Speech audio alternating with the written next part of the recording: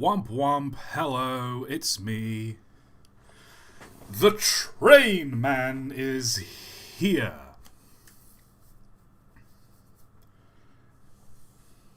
And before I start the stream, two things. First of all, three things, actually. I've got some orange juice with me. That's number one. Number two, my neighbours are having a party.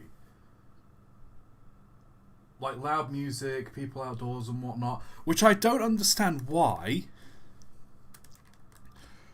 Because it's been absolutely teeming it down with rain all day. Like, they've got doors and windows wide open, they've got music blaring, I don't know. And third, I received an email today from one sterlingkit.com.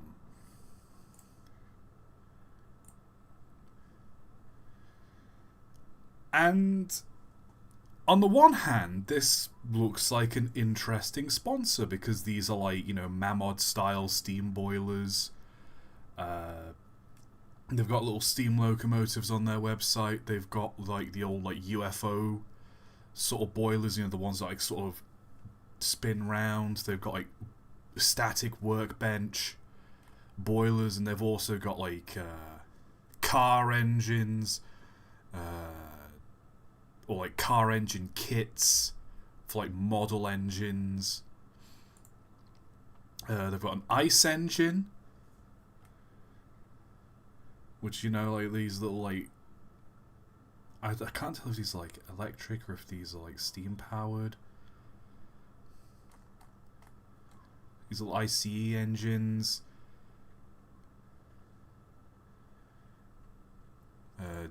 DIY V8 engine kits. They all look very fun. But my worry is they've not got a lot of reviews. Either most of them have 0 reviews, and the ones that do have reviews are all 5 stars. And the website layout is questionable. I think they've got like AI pictures to like advertise some of them. Like one of these pictures, it's like a boy's like leaning over a table as if he's playing something, but his face, ooh, the eyes, I don't know. So someone might want to fact check that for me. Is that a decent website? Because it doesn't look like it is.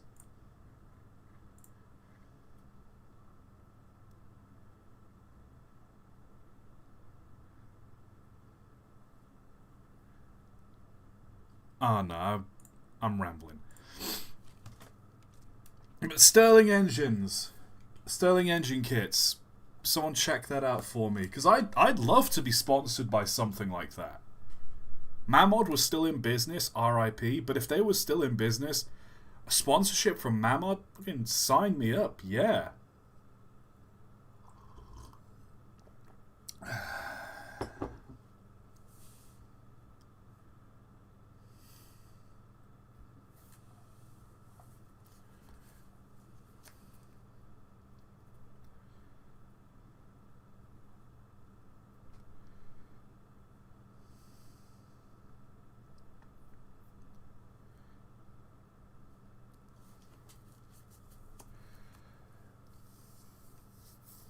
Anyway, are we all ready to do some fishing? Ask questions.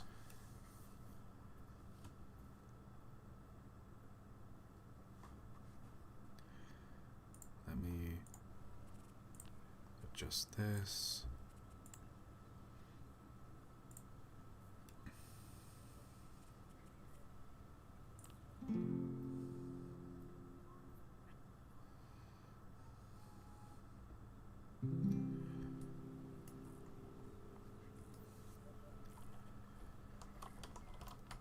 Okay, how do I...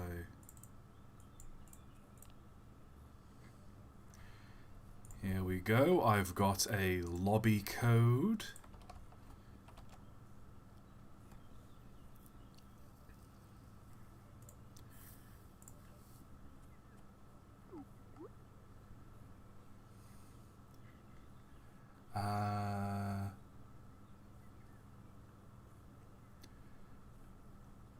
By the way, if anyone else has web phishing,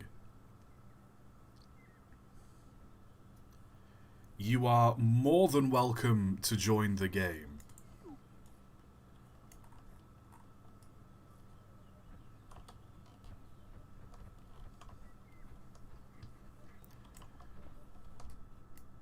Oh.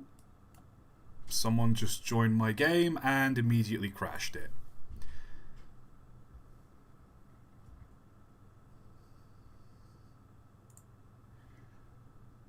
That's what I get for making it public, I guess.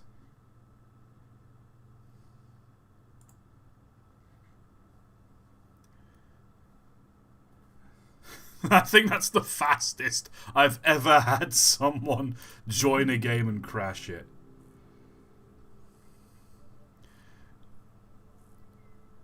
Yeah, people with no name, apparently that crashes.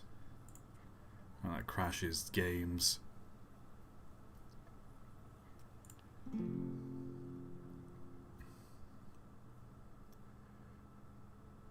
I got to drive a tram today, that was pretty cool. Oh, that's nice. What kind of tram?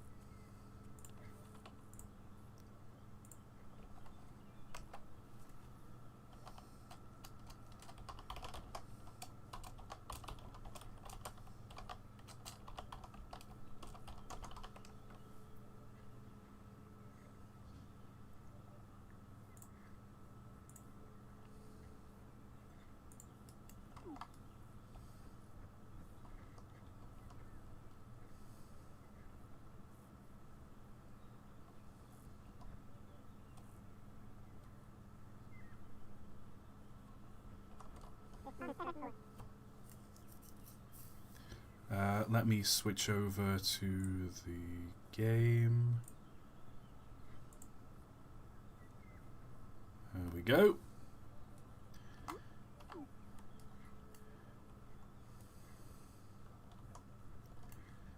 Why is... Oh, that's why. There we go.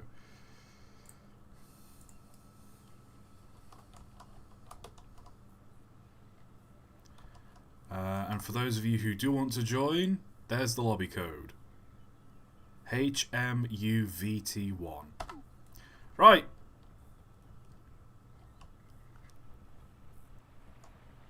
Maybe I shouldn't be sharing this on YouTube, actually. Maybe I should be sharing it in the Discord server. That'd probably be a smarter thing to do. Oh well. Whatever happens, happens.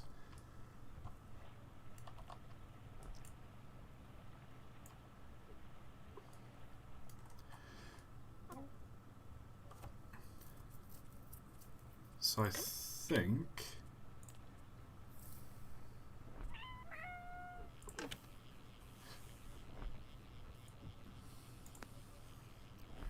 we're all ready for the Q&A. Oh, let me turn down the game volume just a little bit. Caught a pike.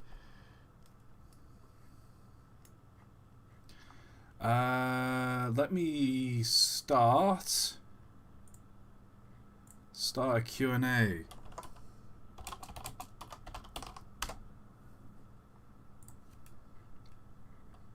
There we go. Q&A is now open. Let's fish. First question is, how's your fishing progress? I literally just started. I'm doing pretty good though. I'm pretty high level. I'm like level 20 something or other. Have you heard of the Engines of Neen Valley show? I've auditioned for it. I wanted to talk about that today. I have auditioned for it. The thing is, if the creators of the show are watching, by the way,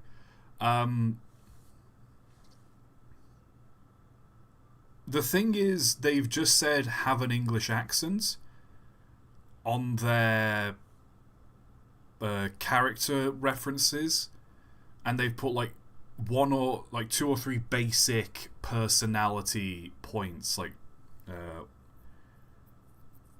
just like basic character traits, I suppose. And they've not got like accents in mind, they've not got certain voices, which I personally think it helps. It helps a lot to just have that as a reference, because there are certain characters. Is there audition things still open?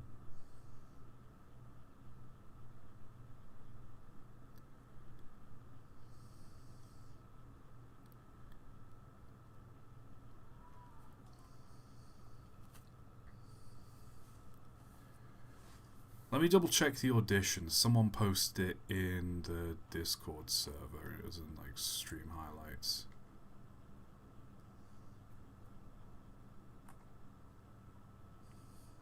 There we go. Engines of the Neen Valley. Like, they've got like, oh, make them sound enthusiastic, make them sound kind of natural, but like, give me an accent that would suit the character. You know what I mean? Like, you've got Bryony.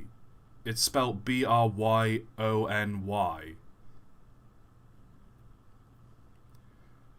Maybe, say, make her Welsh.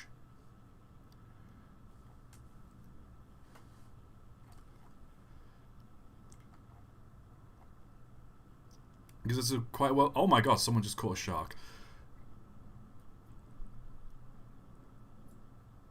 You know, make Mike sound like an influencer. Well, what does an influencer sound like? Give me more to work with. I don't want to, like, criticize the animators. I don't want to criticize who's making the show. But one of those, just give me a little extra to work with. Don't just give me some dialogue. Don't just say, oh, he's a bit jealous. Give me more. Give me like an accent you've got in mind, because an accent can really help, like, with how the character talks and how the character is viewed. Like, oh, I caught a crayfish. Slask, for example. Looking at Slask, correct me if I'm wrong, but Slask looks like a European engine, like mid-European, like German, Dutch. Like it came from the Netherlands, right, that kind of area of Europe. It looks kind of German, so say maybe give... Oh, Poland. Yeah, give him a Polish accent. I think Slask is the only one with an accent that is marked.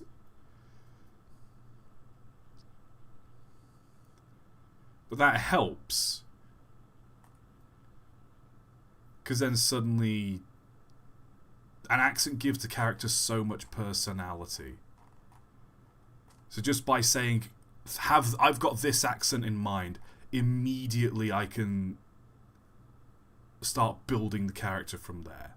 Because in animation, the character's voice depicts and determines so much of the character in general. Oh, they're sarcastic? Okay, but are they... Oh, are they sarcastic? Yeah, they talk like this. Or, oh, are they sarcastic? They talk like this. You know, sarcasm is a trait, but it's not a very good defining one. I know. I've just auditioned for background characters. I just sent them the link to me narrating the Railway series book.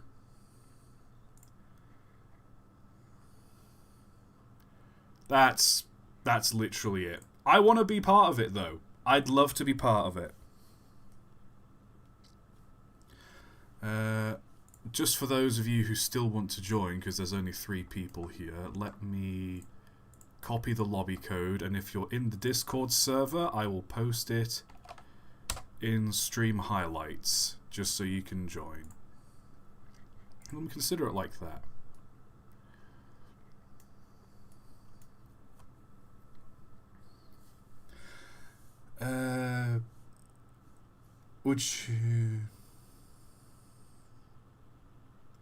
Would you like a sarcastic fringe head? Please look this up before you say yes.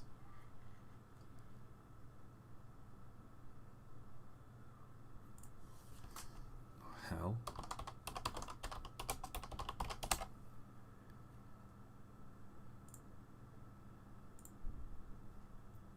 It's a weird looking fish. No, I would not like one of those. Thank you very much.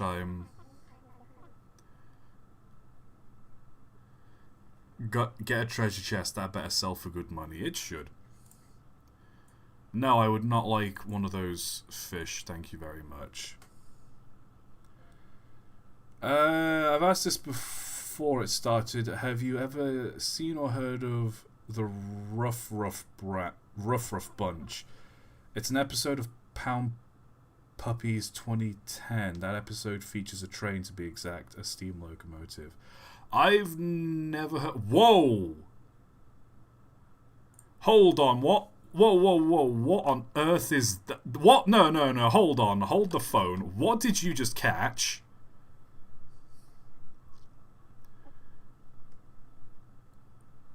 Don't just say fish. Obviously it was a fish. It was a glitchy fish. What the hell is that?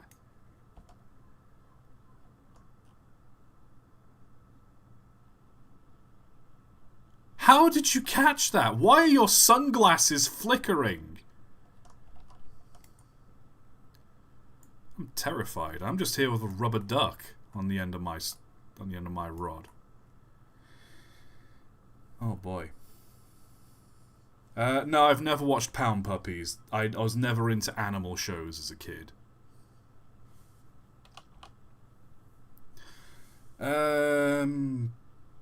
Favorite and least favorite SCPs. Dr. Bright used to be a favorite, but some things came out about the person that made Dr. Bright, and it's kind of not anymore, which is a shame. Such a fun character, but at the same time, I don't know, it is what it is.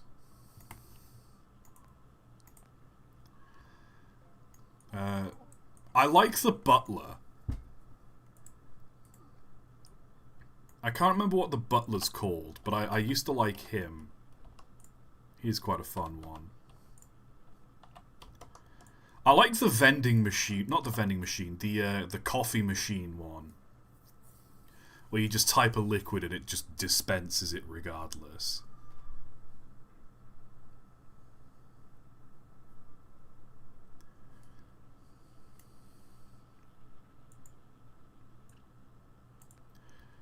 And I'd have to go through the list of SCPs and read them again. There's quite a few fun ones.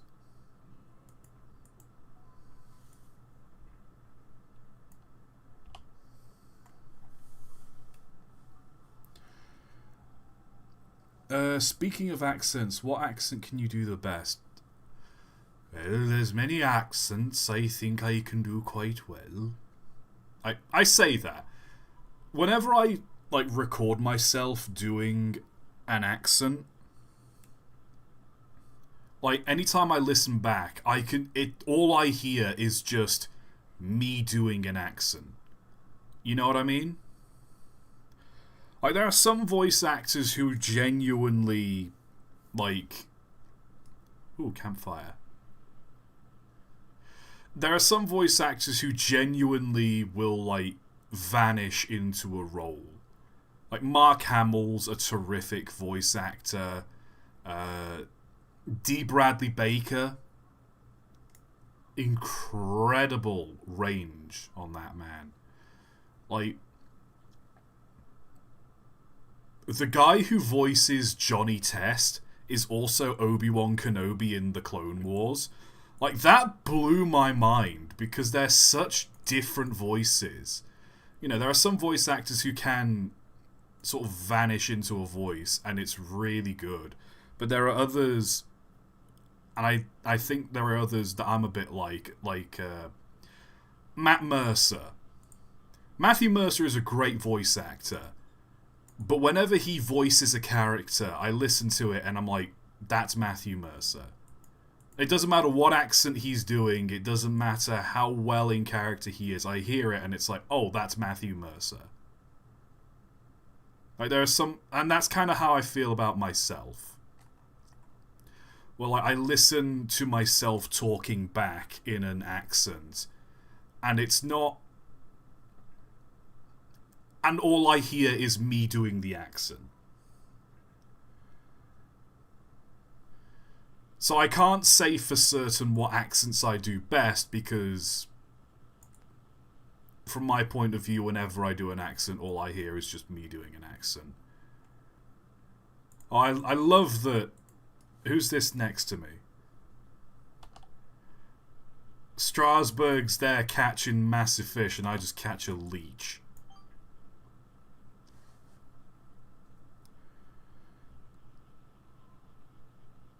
Royal Robert with $10. Thank you. But in terms of accents, I think I can do...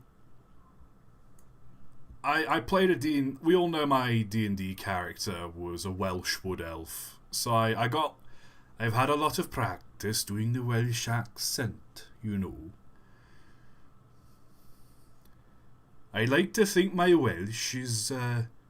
not my best accent, but it's an accent I can do well, boyo. You know, there's Scottish. Depends on the Scottish accent, you know. There's more yeah, I can do like a kinda, like a wispy Scottish accent, or I can do more Glasgow. Hey, you wanna go, pal? Kinda gotta block your nose a little bit, but like, I'll take you on, pal.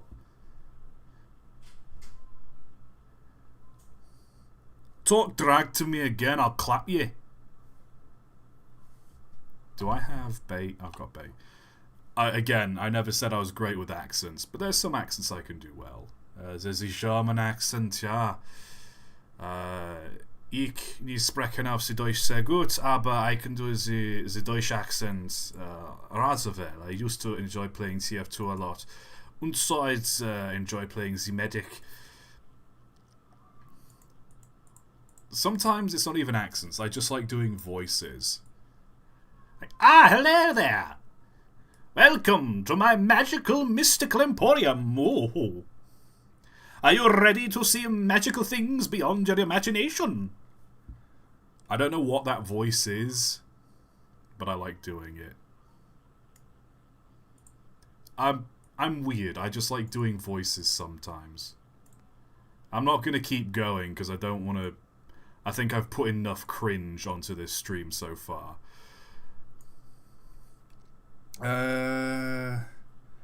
Who'd you win in a fight? Look up this for your... I'd beat the fish. Opinions on alter humans. Example, Therians, Otherkins, etc. I was only really asking this because I am one and I would like to know. I don't understand the question. I don't really understand alter humans.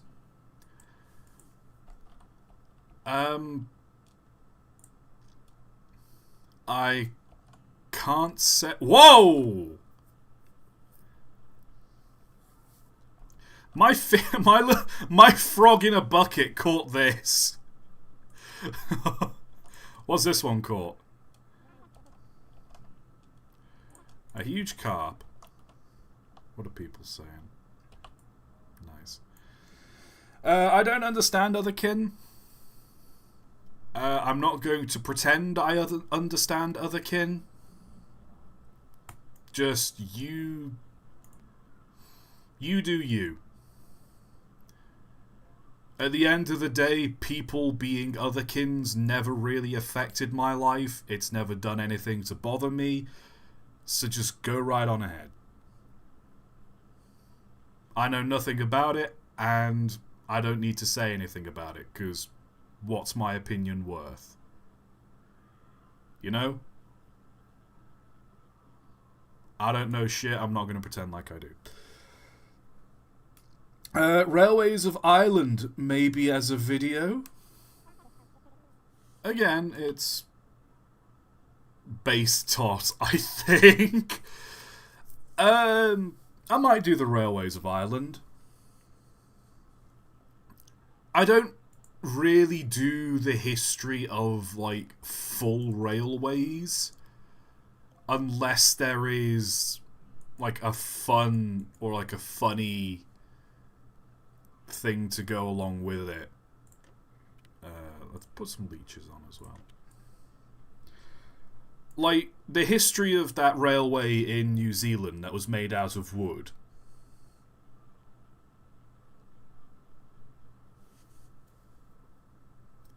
Oh my god, you caught an alligator.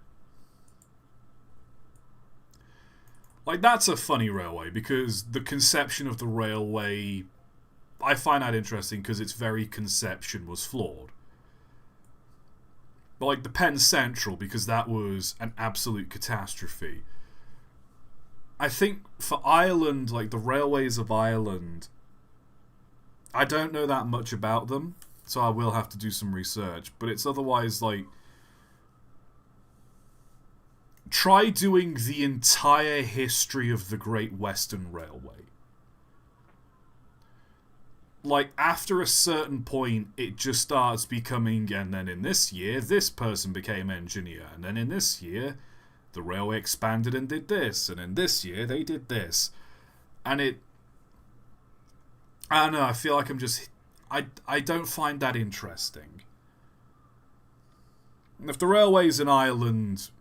There are probably some very interesting Irish railways. I know there's a lot of, like, narrow gauge railways with interesting history, but I often find it tends to be like the circumstances around the railway, like the rolling stock that's on it, generally tends to be far more interesting. Like the Rio Grande Southern, right?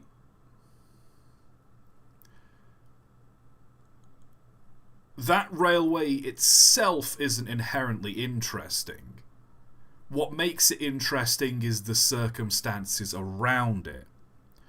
Like, the railway itself, it was built in this year, and this year it had this locomotives, and in this year, like, so-and-so became in charge of it. That's not interesting. What's interesting is the situation around it. Like, the idea that financially the country at the time was struggling, and so the railway struggled as well. They started losing a lot of money, and so they had to improvise. They made the Galloping Geese. They barely ran services, and it became the poor man's railway. It's like the circumstances around the railway is what made the Rio Grande Southern interesting.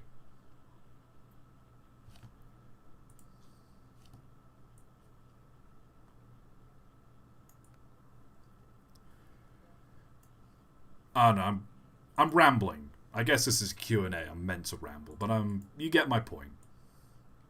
I think.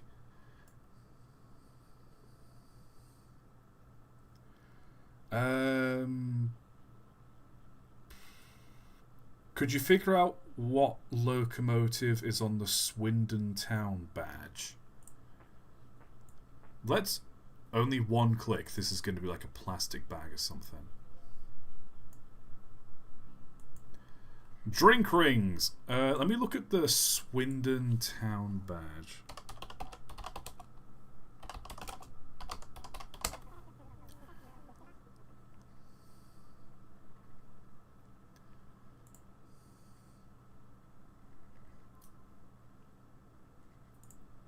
There we go.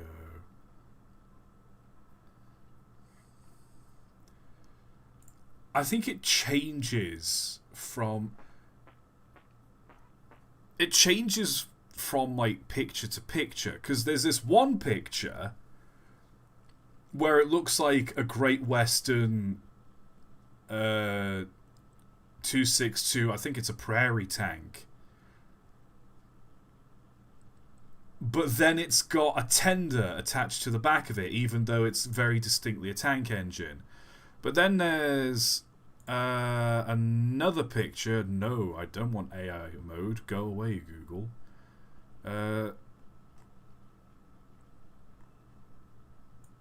Would it be the crest?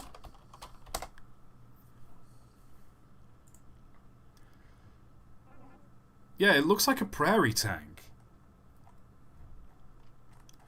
It's a prairie tank, but someone's put a tender on it. That's weird. I don't like that.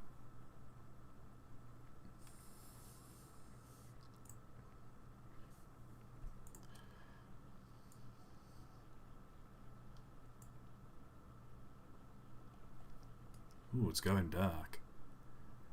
I like the rain. This is a vibe. I like this.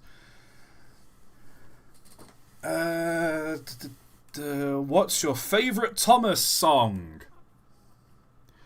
Okay,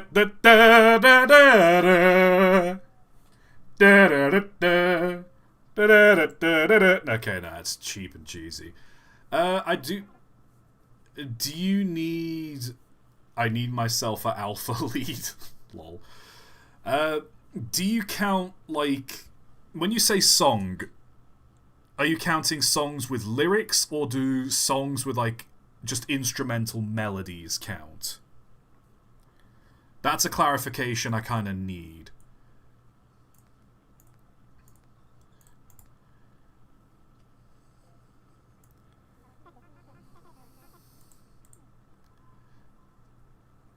You need an alpha eyebrows raise. God damn it.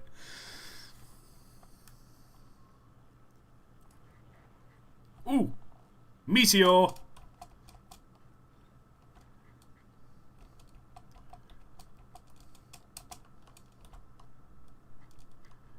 We heard that meteor crash, right? Where's the smoke?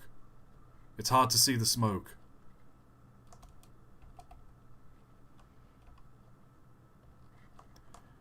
I don't see it. There's supposed to be a meteor. I heard a meteor. Came from, like, over this way. I swears it.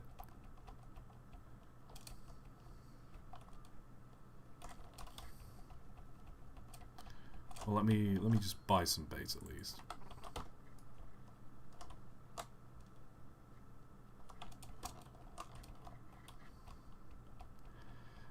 No, when you get there's a little chat message that says, what was that? And it's the sound of a meteor crashing. And you need to, if you fish by the meteor... Oh, it's right behind us. Damn it! I've lost it. Screw it. I'm gonna buy some scratch cards. I need to fish. Let's fish in the sea as well, actually. Let's... I'm gonna fish in the sea for a bit.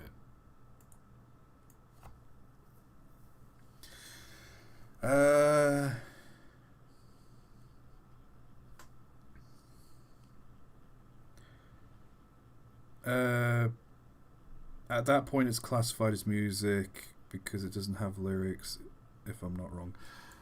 Okay, so back onto the Thomas song question. It has to be one with lyrics.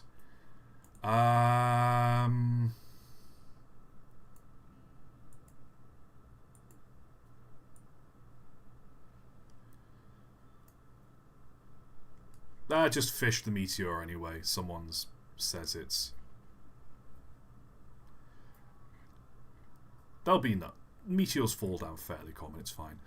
I don't know. It's been a hot minute since I listened to Thomas. It's not something I go out of my way to listen to.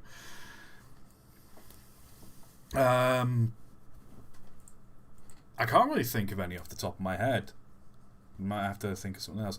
If we ignore the financial stuff, if you had to choose between only live streaming or only making videos from now on, which would you choose?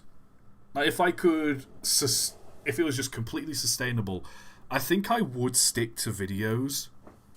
Because live streams, as much as I like live streams and talking to my audience, I also feel like a lot of pressure during live streams. Like, I need to constantly be talking.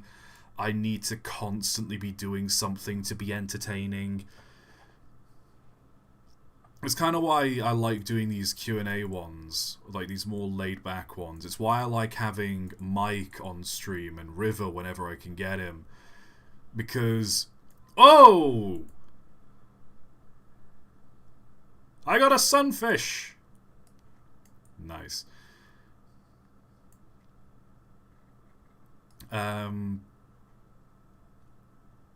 Also, I just noticed it says Ace under my name.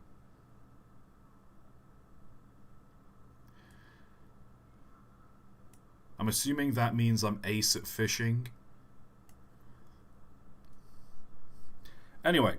But yeah, no, I feel a lot of pressure when I do live streams to like keep the entertainment coming. Like, if there's not something, if I don't have like a hook or something flashy to engage my audience with, I don't feel like I'm doing a good enough job. Like, there's a lot of other live streamers that do a way better job than me, and it's very easy to feel like I'm not like living up to the standards, you know what I mean? I definitely would prefer doing videos, because I like the level of creative control I have over videos as well. Like, the ability to just edit in a gag, like retroactively go in, edit in a gag and make a video funnier. I don't think people understand how it's a lot of effort, but it goes such a long way. Like the Lone Ranger video. I'm so proud of that video. And like the reoccurring gag where people get shot and I just add the TF2 critical hit sound. It's such a simple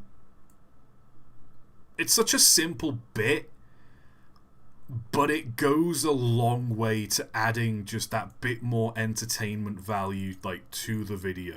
You know what I mean?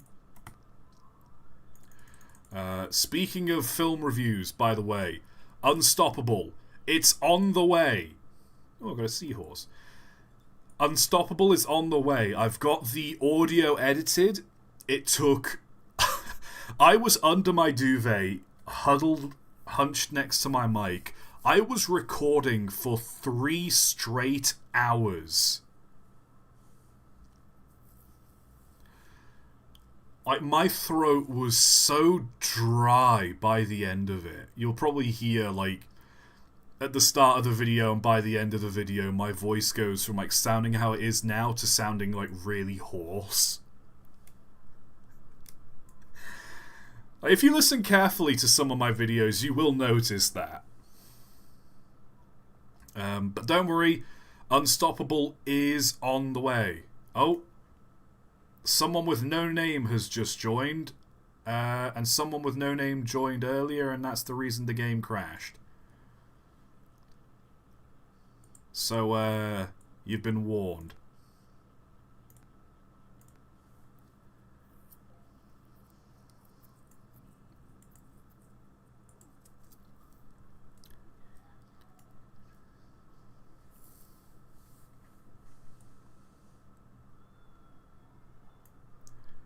Bloop.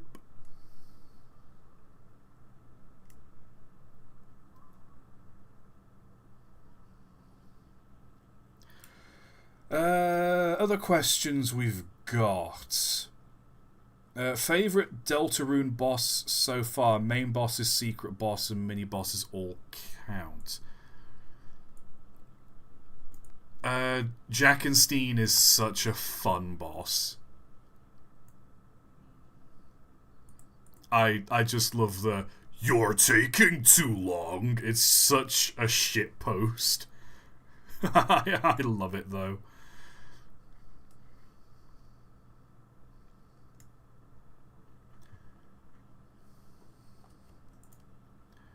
I don't know who that is with the no name. They've not said anything. Oh, here they come. They are lagging quite a lot as well from the way they were moving. No name person, identify yourself. I need names.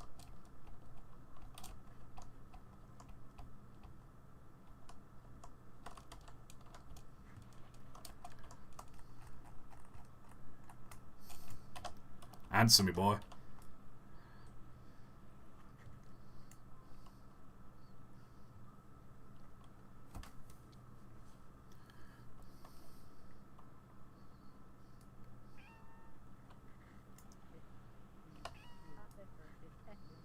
You're Gabriel. Why you got no name, huh? Where's your name?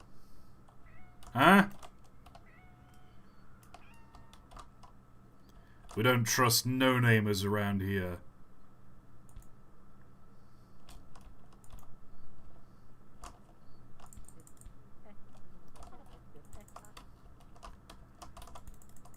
Get in. Get in the water. Are you lagging or something? I'm hitting you and you're not moving. Look at it. Where are your frames?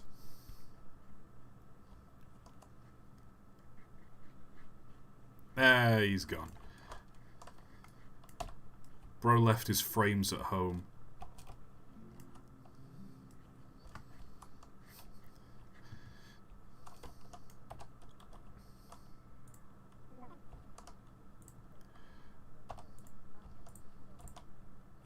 There we go.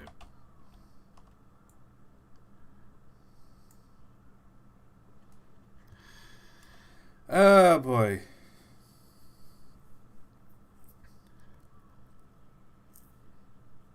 Ooh. This is a big fish. Right, what other questions we got? Oh yeah, the Deltarune bosses.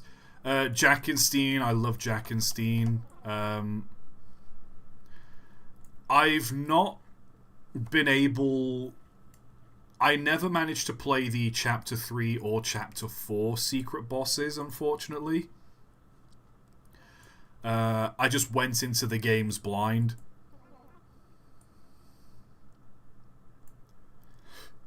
I didn't want to, like, spoil anything for myself, so I just did them blind. So I've not faced the Chapter 3 or Chapter 4 bosses. The secret bosses, at least. Final boss of Chapter 4 is fun. It's not fun. It was hard. It was so hard. But it felt like... Chapter 4 was just epic, I think, in scope. Like, what it builds up to and, like, how it ends, I think the only way I can describe it is it feels epic.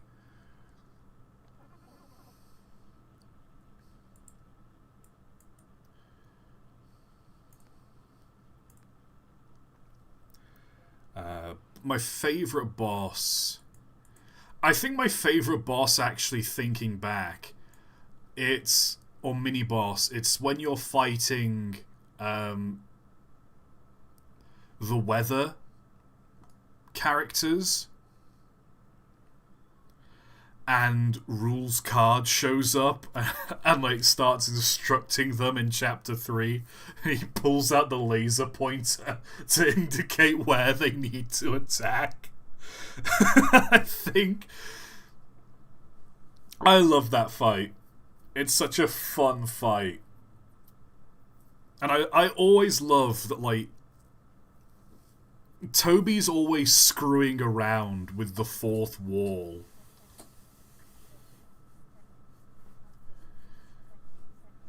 Want to see my biggest achievement? Alright then, show us your fish. Like, Toby's always screwing around, like, the battle mechanics and the fourth wall.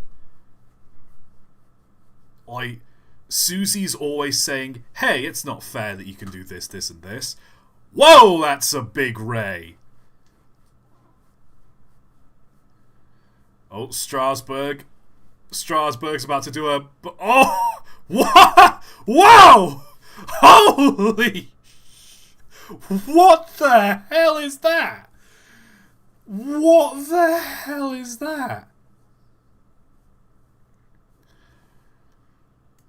Hold on. I'm about to reel in something that'll put yours to shame. I'm about to show you something. Yeah, I caught a plastic bag.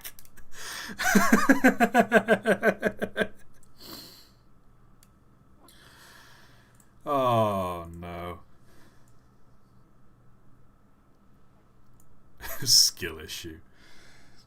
Not a question, but you can get a specific fish. You can get specific fish in the rain. Oh, that's nice. Have you played Silk Song or Hollow Knight? I've not played either. I know a lot of Hollow Knight fans were very much itching for Silk Song. I've heard mixed things about the reception of it. I think... Oh no, I've not got any bait. I think a lot of Hollow Knight fans... I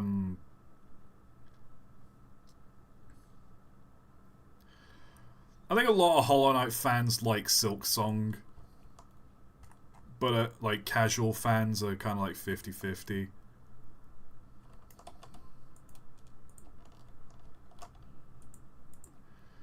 I need bait. Oh, I'm gonna go see the baitman. I'll be right back. Oh, by the way, do you like my axolotls?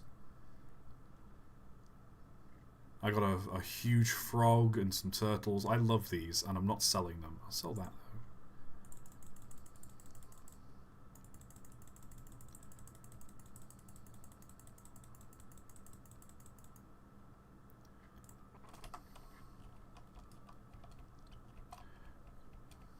Right, I'm coming back.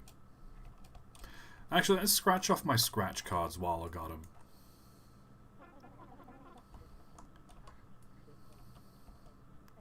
Hard to fish and it won't be sold when you hit press all. Oh, okay. I'm learning, guys. I'm learning.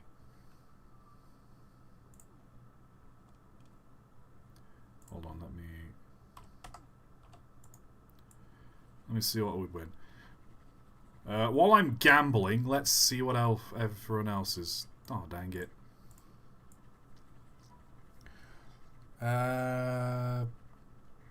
Not played Silk Song or Hollow Knight. I've heard good things about Hollow Knight. I'll have to give it a go. Oh, dang it. I've never played any like Souls-like games. I believe that's the term, Souls-like. Oh, dang it.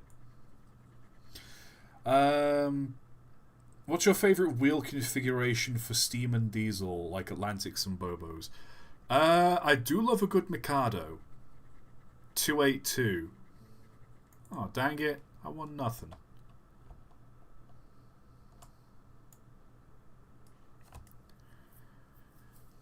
I do love a good Mikado. Can't go wrong with a Pacific.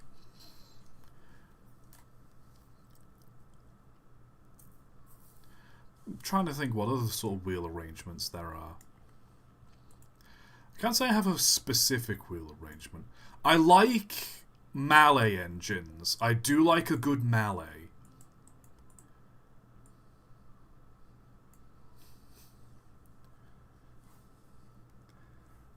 Hey ToT, is it bad I sent a Terminator to your enemy's house? Cool, I guess. We know you hate Flying Scotsman. What's your current beef level with it? I've simmered a little. I've simmered down. I've calmed down. I'm not on the hate train with Scotsman yet.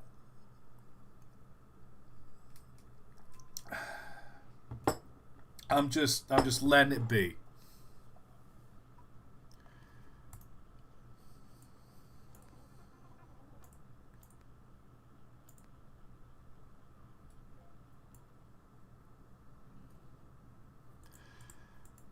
I got no beef with Scotsman at the moment. We chill. We Gucci. Hold on. Let me... My title.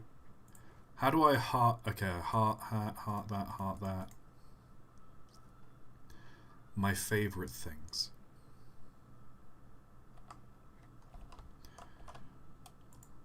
Large salmon. A huge sawfish. Neat. People are saying return to spawn.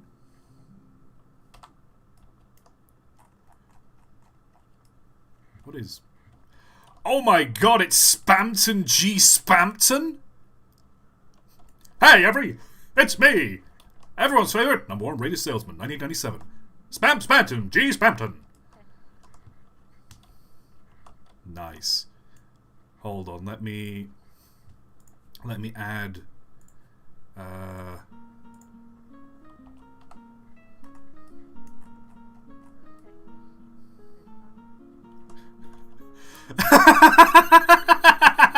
How are you? Hold on, I need to... Let me just...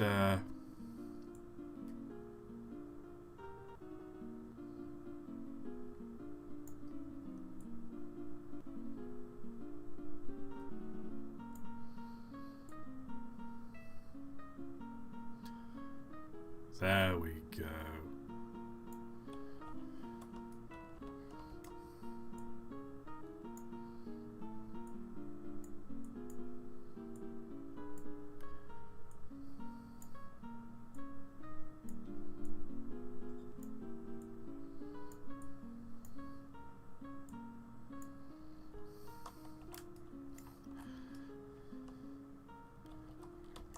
It's not Spamton without his peepers.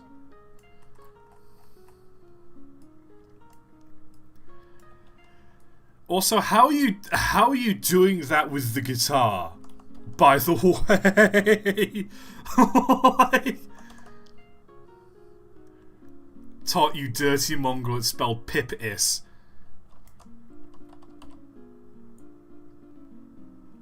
There you are. It's the E's an I now.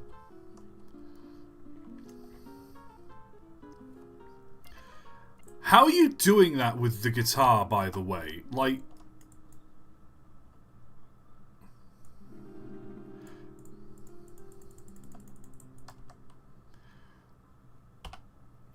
Genuinely.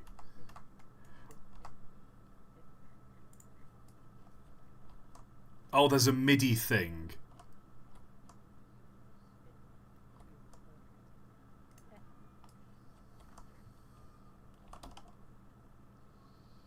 Ah.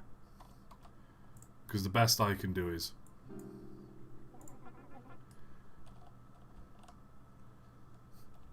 I don't know, just goated, totally not a MIDI player. Ah, you little scamp, you little... I should probably buy some Luck Cola, actually. That's probably a worthwhile investment.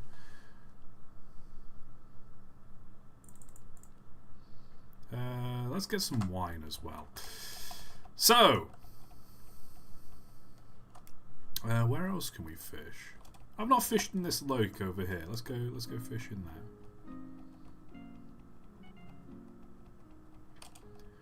there.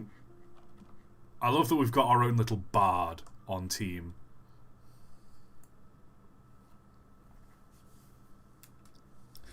Anyway, have you ever played Train Sim Classic or World or Train Z or Trains? If so, what do you think of them? I've said this before on multiple streams. I'm not a big fan of, like, simulator games in that sort of sense. Like, I think I might enjoy Derail Valley. It's been a hot minute since I've played that.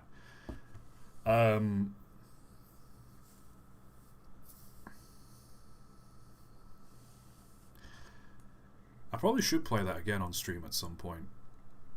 But I think I've never played any like Train Simulator or Train Z or anything like that, because they've never sort of interested me. My appeal with trains, and the reason why I play most of the train games I do, is I more like building the railways. I got an axolotl! Yay! But I like building the railways. I like driving the trains, but I don't like the right down to the nitty gritty. Everything is specific. Everything is like fine tuned. This is exactly what it's like to drive a train. Like if you pull a lever wrong, then you like mess the clutch up and like that kind of thing. I'm not that into just driving the trains. I like having an air of still being able to mess about a bit. It's why I love the Create mod in Minecraft, because I can build my own trains and railways and whatnot. But I also like having a goal, if you know what I mean.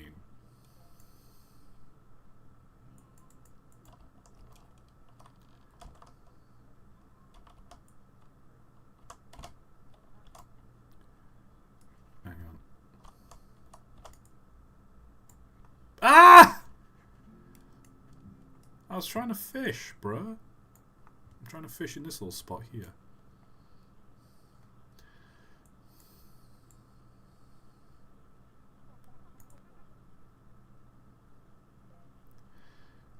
How do you punch? You need a boxing glove.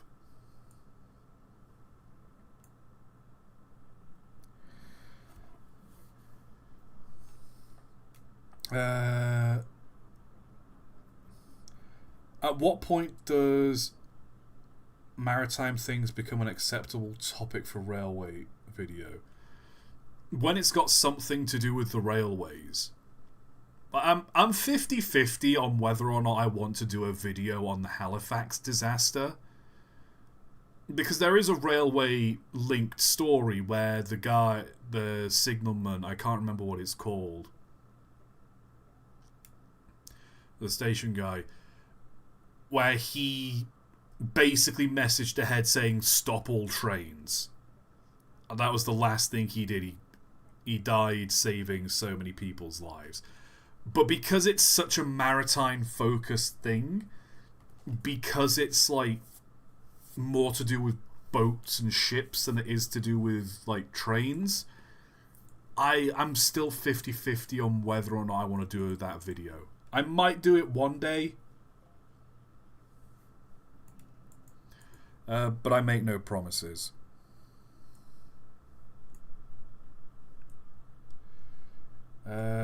Would you play Transport Fever 2? Probably, probably not. I don't know. I make no promises. I probably won't play it.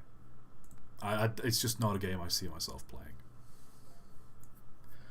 Are you getting the Bricklink logging railway? And if so, will you build it on stream? Bricklink logging railway? I'm Googling this.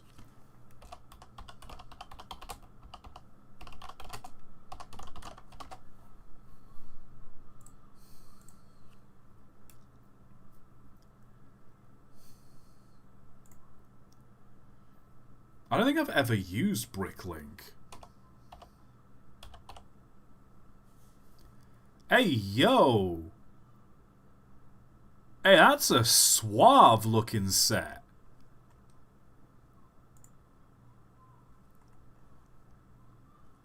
Why have I never looked at Bricklink before? That is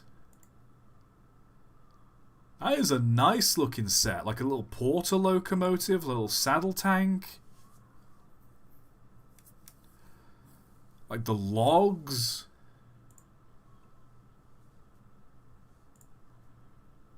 The caboose.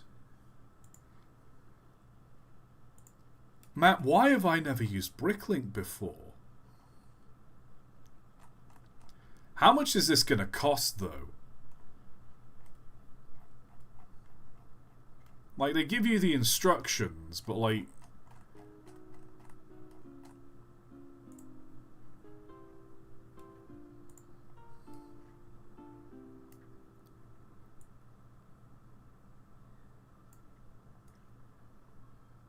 We're all just watching Strasbourg play the guitar. Alright.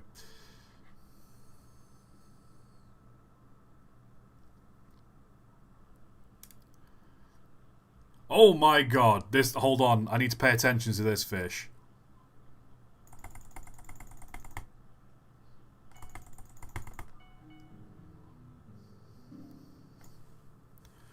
I caught an opulent, huge carp. Oh, I expected it to be bigger. Oh well.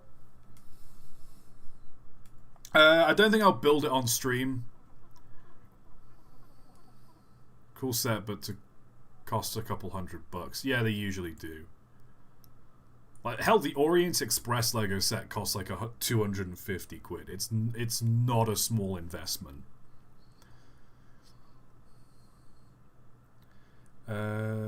Thoughts on cowboy music? Johnny Cash, Crane Wives, Marty Robbins, Colter Wall, etc. You're referring to Western music. Or country music, I suppose it would be.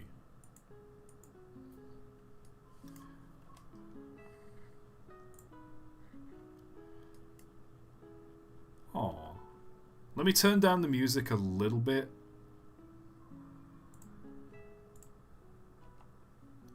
Because it's just a bit loud for me. But I like that. That's nice.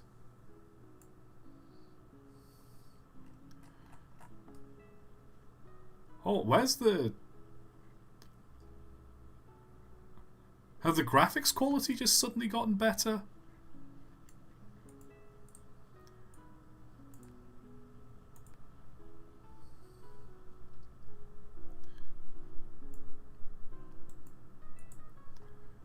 Where's the... It's lost the pixelated edge to it. The filter's gone. Oh well. I like country music.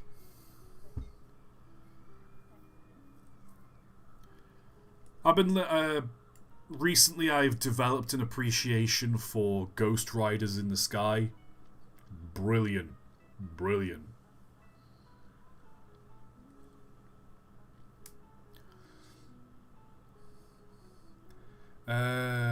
Remember when you played Mini Metro and completely goofed it? That was a fun time. I need to play more of those sorts of games. I've been thinking, once I complete... once I complete the main quests in Locomoto, I'm probably going to play Islands and Trains. I don't know if you've seen that on Steam, but it's on my wish list, and I probably am going to play it because it looks such a nice game.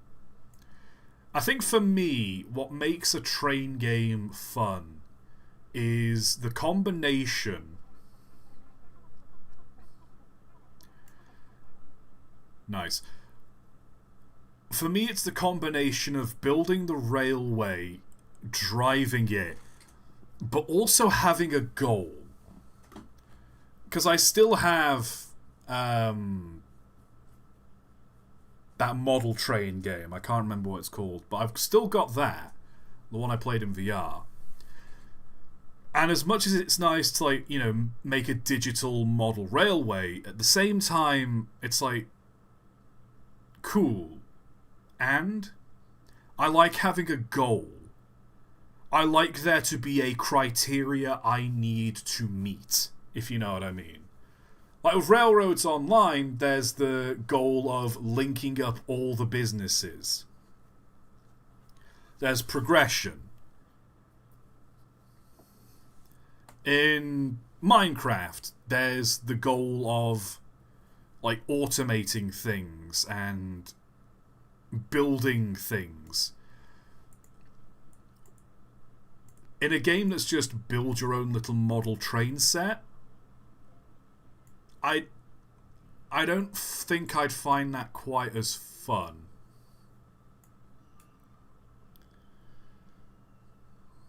Maybe a bit of a boring / generic question.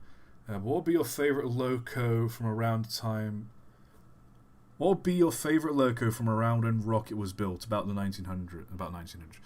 Oh, I don't know. There's a lot of interesting early locomotives. I think, like, Lion's a fun one, obviously. I don't... Let me fish, there we go. I don't know.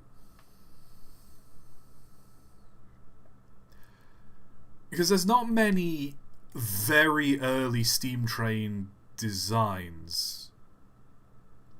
There are a lot, but they're not... They all generally tend to be a big boiler, no cab.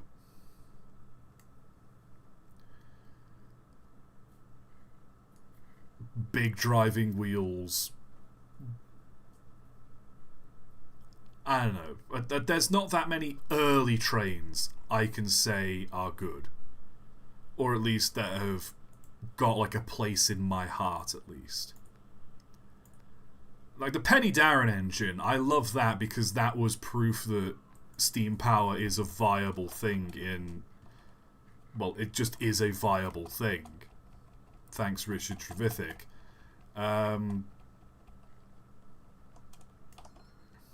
Hold on, let me claim some rewards. Let me re-get my bait. Sell all. There we go. Ooh, rain. I love the rain. I love the rain. I love that song.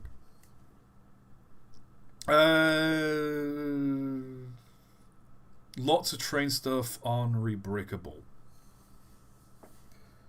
I'll have to check there. Any more questions? I feel like considering this is a Q&A, I've not had that many questions today.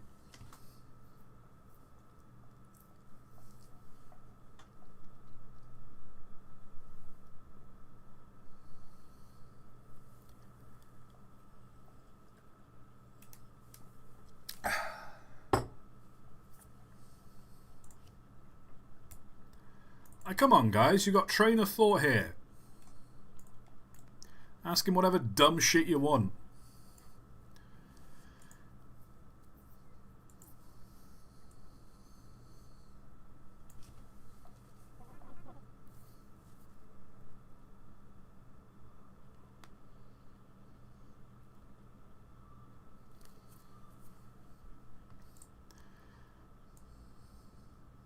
Do you want to get that glitched fish? I mean, it'll be fun. But I don't want to cheat. I want to catch it fair and square, legitimately.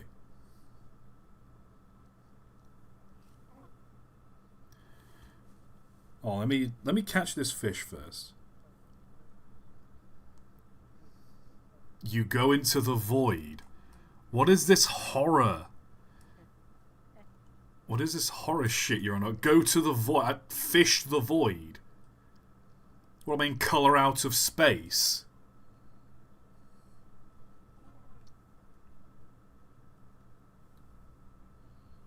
Oh, here we go.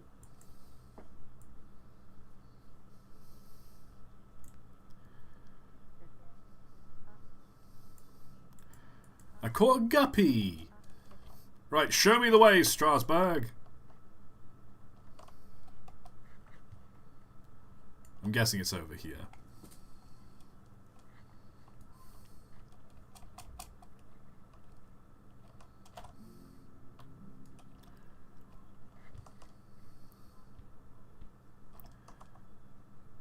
Oh, do you just have to knock me out of this room? Oh! Oh.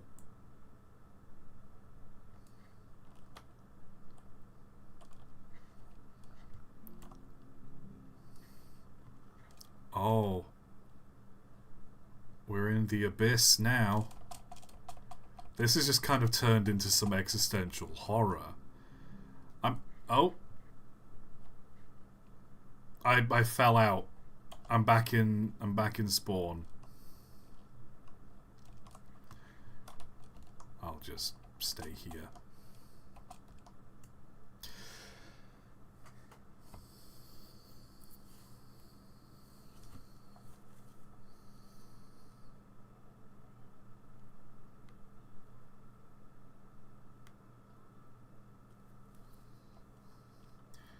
Get a super bounce brew and jump into the wall.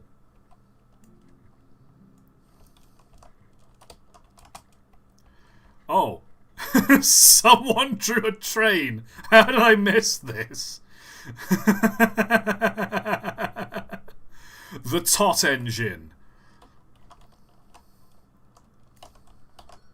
Where's the super bounce brew? Catches deluxe slurpo. There we go.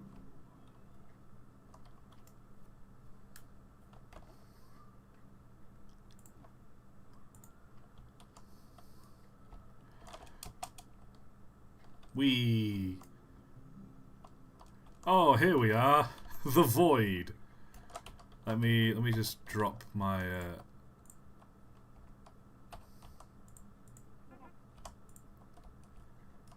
flag for bait. Oh, okay. I mean, I'm full of bait. I'll be fine.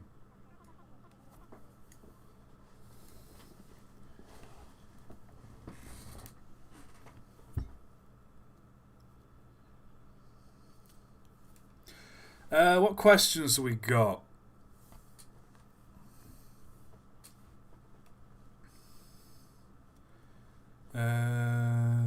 Favorite dog? Ooh. I don't know what my favorite breed of dog is. I like a Whippet. My grandparents have a Whippet, and they're just really... they're nice dogs. I got a drum.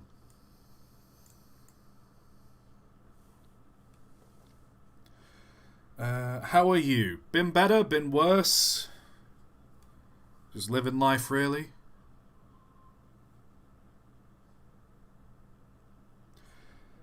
Would you rather fight Godzilla or a very angry goat? I'd rather fight a goat because I actually have a chance of beating that in a fight. The hell am I meant to do against Godzilla? Canonically, Godzilla cannot be killed. That is just one of the defining traits of the characters. They cannot die. I'm not fighting Godzilla.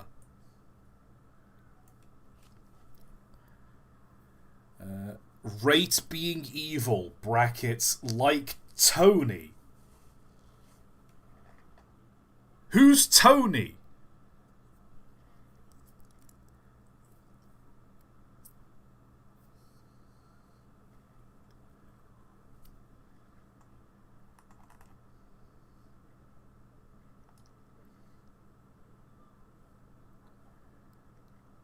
Tony is Tony. Oh, thanks for clarifying. Oh, that's clarified. Oh, Tony. Yeah, Tony.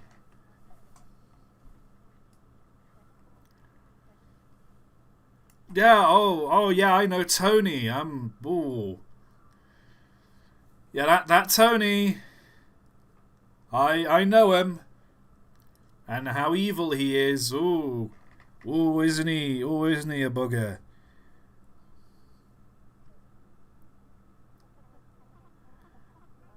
I thought you were supposed to be smart. Shake my head. It's Tony, come on, Tony facts. I feel like I'm being set up for a joke here.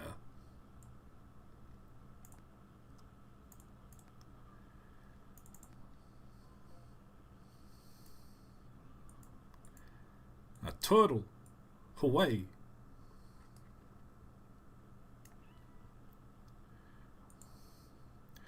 I don't know who Tony is, but I rate being evil.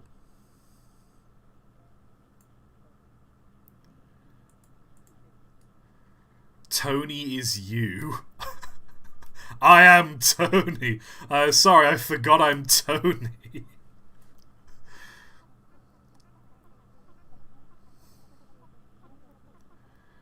Tony's a co-worker of mine. I like to fuck with him by telling him he's evil.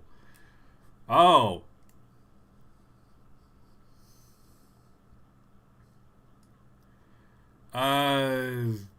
Being evil can be fun.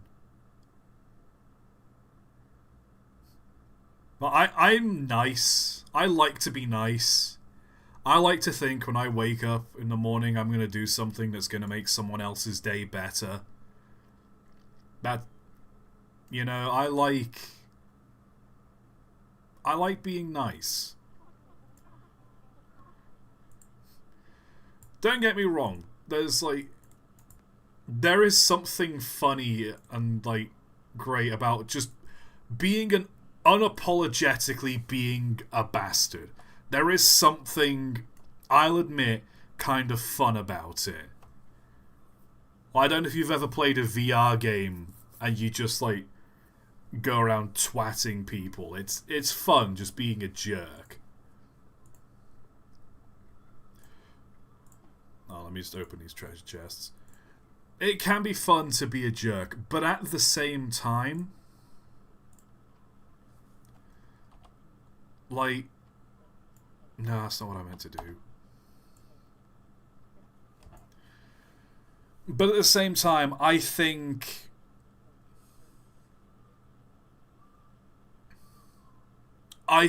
being kind is the better way to go, for me personally. There is something fun about smashing things and being evil, but at the end of the day, the world is cruel enough. It doesn't need more cruelty. You know? Oh! I got me an alligator.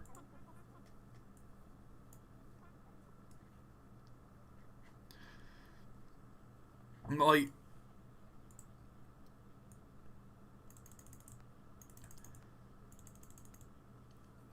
I think I came across a quote the other day, and I very much stand by it, which is the world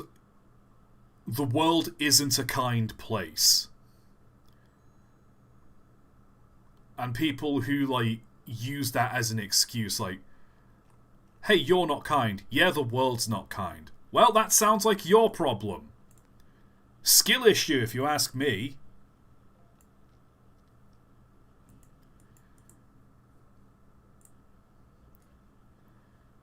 You lack the ability to be kind even though it's such an easy thing to do? Skill issue, bruh.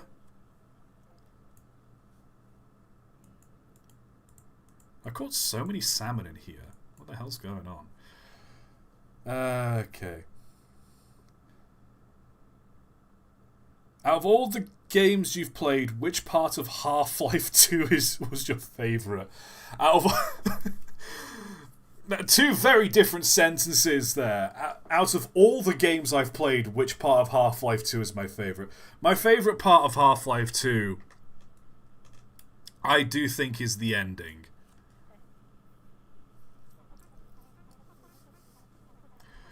People are hold on. People are asking me questions in the game. Post them in the stream. It's what the stream is for.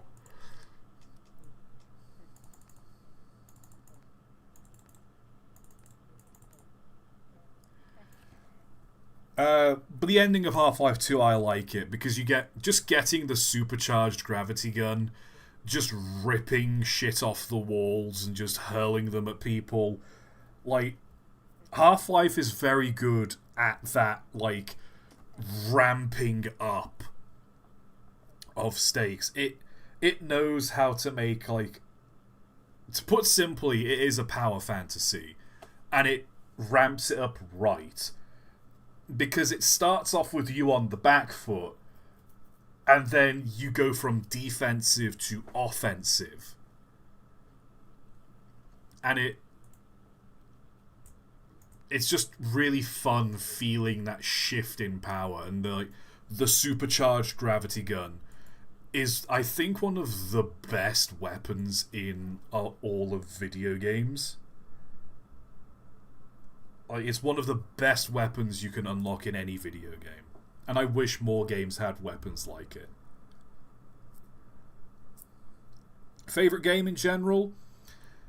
I couldn't pick a favourite game. I think Minecraft is the game I've sunk the most hours into. And I think I'd be fine not playing any other game again. But if you told me I couldn't play Minecraft again, I would probably be a little bit upset. Because I do love Minecraft. I did not mean to hit that.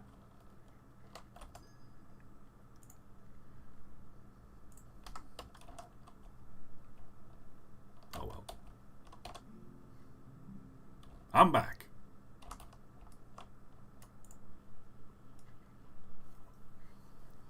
I love that you can just fish anywhere in this void as well. It's great.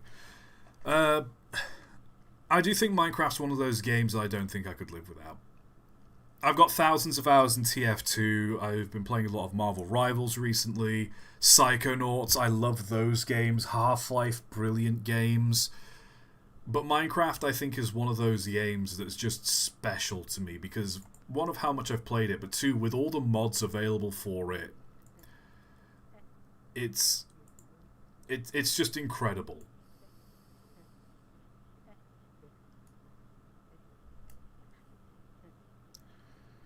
And I love modded Minecraft. Create mod Twilight Forest. I'm going to need some help making a mod pack, by the way. Because I'm kind of torn. Because I want it to be like a purely creative experience, but I also love having mods like the Twilight Forest in.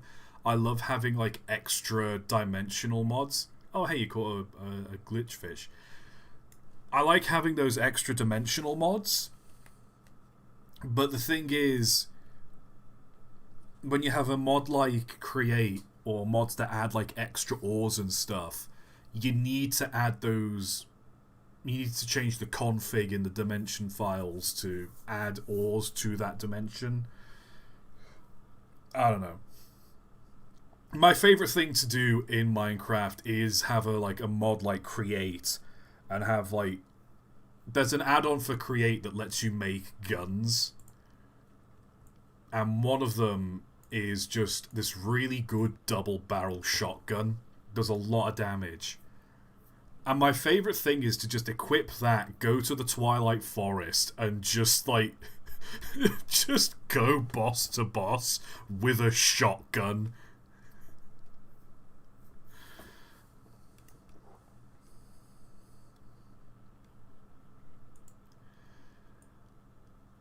But then again, like, it's not a necessity, if you know what I mean. I can live without having that mod. I just like having it as like a personal comfort, you know?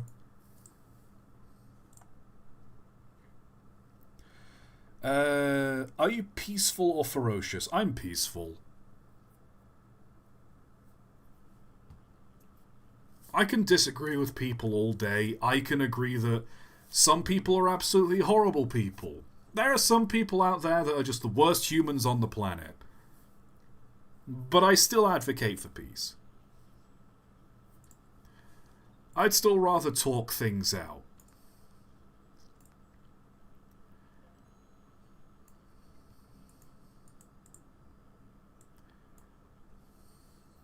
Shame you can't always, but I'm a man of peace.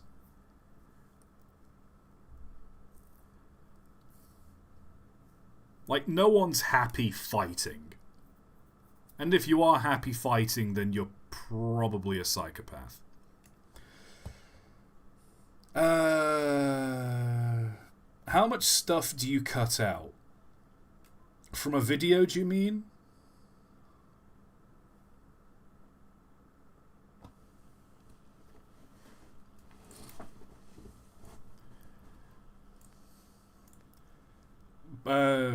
Please be a bit more specific when you ask how much do I cut out. But if you're asking from like a video, like my average video, the stuff I cut out, generally speaking, it's rare I ever cut something out of a video. Like, I read the script a couple of times. If I don't like the way something sounds, I will just not say it, or I'll just delete it out of the script. Like, 99% of the time, when you watch a video, that is just how I have written the video.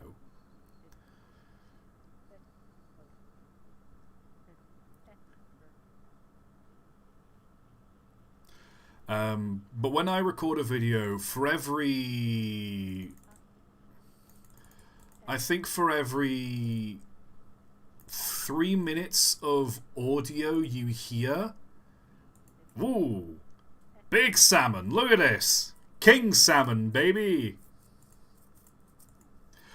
But for every 3 minutes of audio you hear in a video, I record 10.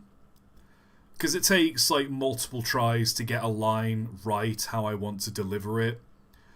Sometimes my mouth is, like, a little dry or it's a little too wet, and I have, like, those, like, wet mouth sounds and that...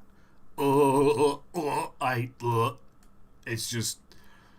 kill me. I'd rather be stabbed multiple times in the shin. I'd rather stub my toe on like 28 coffee tables than I would like I'd rather do that before I listen to like an hour of myself talking or anyone talking and they've got like a wet sound with their mouth. It just no. Generally speaking, I get 3 minutes of usable audio out of every 10 minutes I record. Because I do the take multiple times, I say the line multiple times, and I do like different inflections, or like I misread it, or I stutter. That's generally speaking how much I tend to cut out. In terms of like stuff I have completely made and then unuploaded, or I've finished making something and then cut it out, that's rare.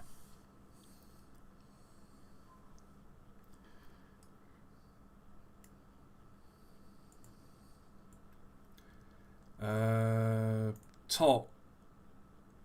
Sorry, what I meant basically...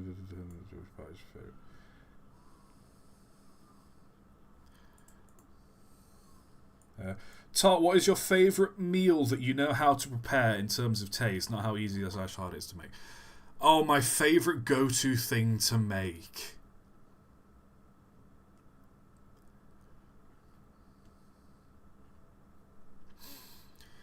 Ooh. Has to be a meal as well. I honestly love just a roast dinner. Like, roast meat, roast potatoes, roast carrots, cauliflower cheese, stuffing. Whenever I do a roast dinner, it's just the works. And I love a roast dinner. General go-to, I like making a curry. I'm not going to pretend like I'm a master chef. I'll go to Aldi and I'll just buy those like jars of curry sauce that you just like fry some chicken in a pan and throw that in. But I usually like fry some spinach. I cook spinach into it. I have I put like a load of seasoning on the chicken as well, like curry powder, turmeric, paprika. Like I've properly started seasoning the chicken as well. It just goes a real long way. Pasta bake. When I make that right, I love a pasta bake. I usually like to use either sausages or a mix of like pork mince and beef mince, like bolognese mince for the meat. Oh, good pasta bake. I love that. Honestly, though, of all of those things, cheese on toast with baked beans. I'm a simple man. Cheese on toast with baked beans. Peng. Peak scran.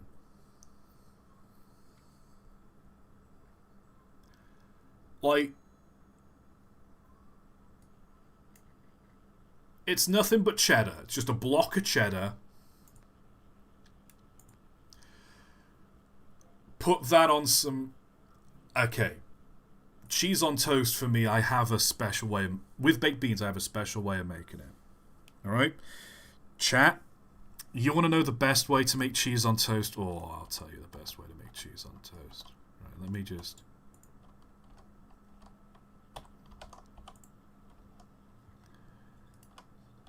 Right, let me just... get some bait.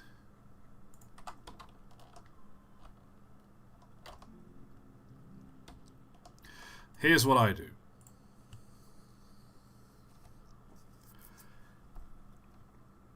I have the grill.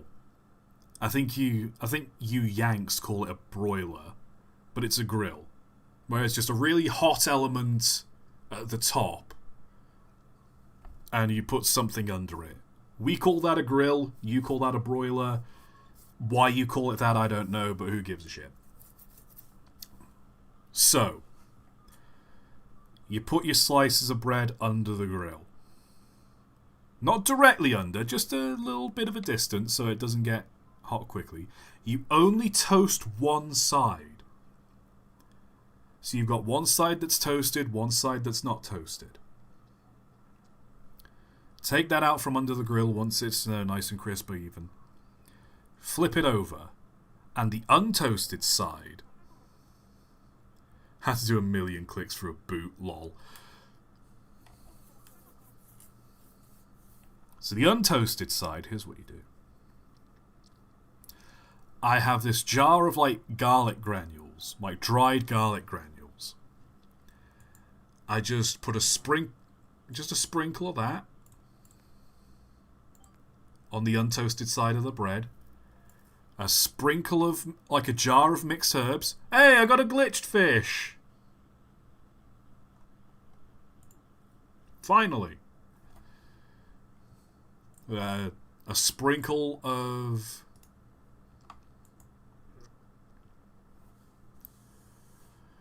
A sprinkle of mixed herbs with the garlic granules. Then I have I slice the cheese, and I layer that over the untoasted side of the bread, and I slip that under the grill, and I just let the cheese melt. And so not only do you have cheese on toast, but it's got that little extra herby, little extra garlicky taste. Oh, great. For the baked beans as well. Anyone watching, here's how you make damn good baked beans. Saucepan on the hob. Beans in the saucepan. Get just a little knob of butter. Just pop that in with the beans. If you've got barbecue sauce, Aldi own brand barbecue sauce works fine for me, but if you've got Heinz or whatever flavour barbecue sauce, not one that's too sweet, not a sweet barbecue sauce,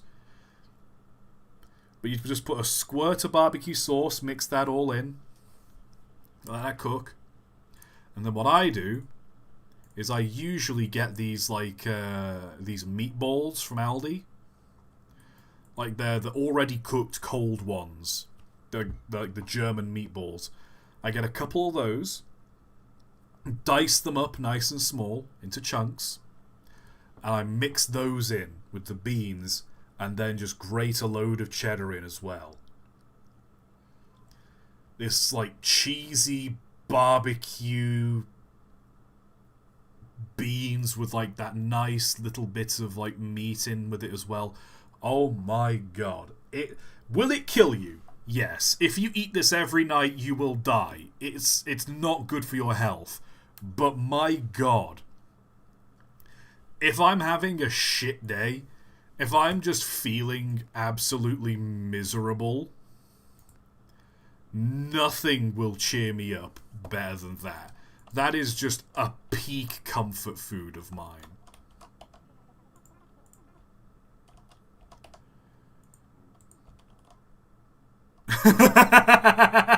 I love... How do I escape this place? Run. Just go in a straight line and you'll eventually fall off the edge.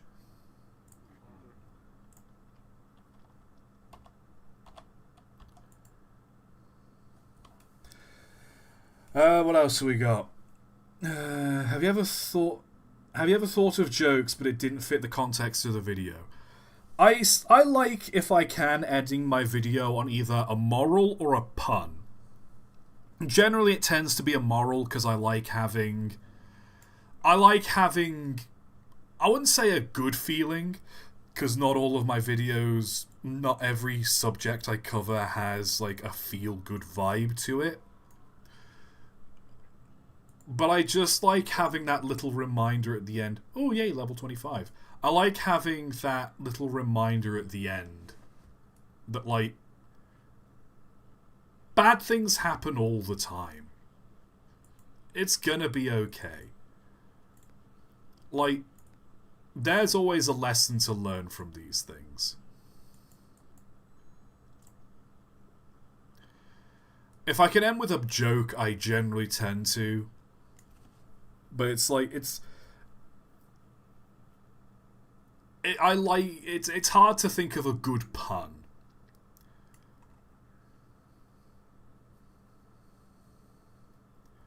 It's just thinking of good puns. I try to be funny, but I'm not always funny.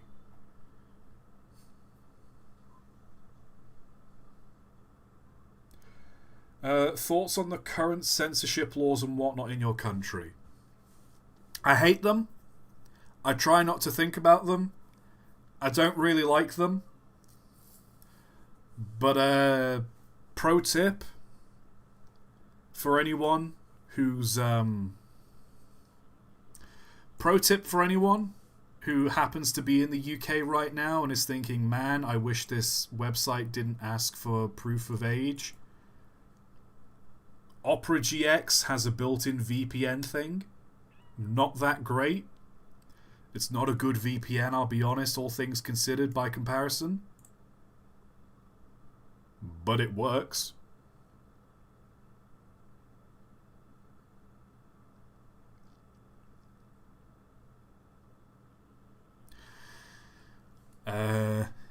That's all I'll say in that regard. The censorship laws are dumb because they're just so easy to get around. Like, it's just one of those things where no one ever seems to learn the lesson.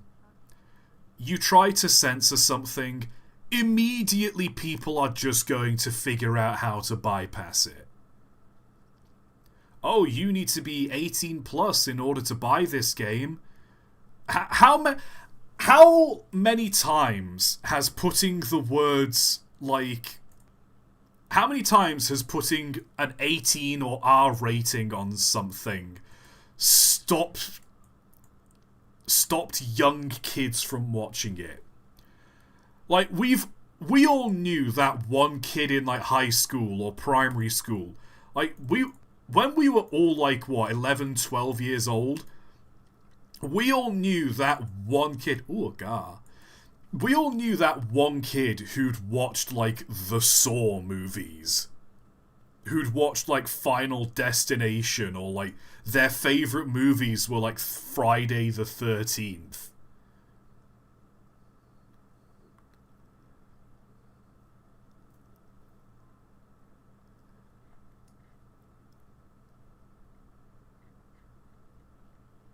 Like, it's just one of those things where no one's ever gonna learn that lesson.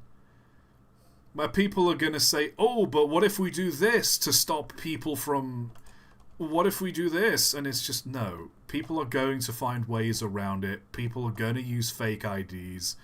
It's not gonna work. It rarely does. I don't like the censorship laws, but at the same time, like, I don't like them because of what they stand for and, like, what the leading implications are. But I just think they're stupid because no matter what barriers you put in place, people are going to find a way around it. When I worked at a cinema, do you know how many times parents would try to take their kids into, like, a film that's rated, like, 18 or 15. I don't know how the ratings work in like the US and other countries, but like in this country, when a film is rated 15, it's kind of like an R rating in the sense that like you must be 15 years old to watch this movie. You cannot be younger than 15 to watch this movie in theaters. Legally speaking, you have to be 15 or older. The amount of times someone, like, people are going to try and watch, like, Venom or something, and they're like, oh, but I let him watch this sort of stuff at home. Yeah, great. We legally can't because your child is for 13 and this is a 15 rated film. Oh boy, I could go on. I won't go on because it depresses me, but my point is, if you're struggling with UK censorship stuff, I wouldn't sweat it. Like, VPN, Opera GX still has built-in VPNs. Like, if people can smuggle drugs into this company, if people can smuggle drugs into this country and not get caught, then I think people are still going to have a relatively easy time accessing adult content, even if they're not able to or they're not supposed to. I don't know. It's stupid. Moral of the story, download Opera GX. I'm not sponsored. Opera GX is mid as fuck. I'll retract that statement if they do offer a sponsorship. But yeah, no.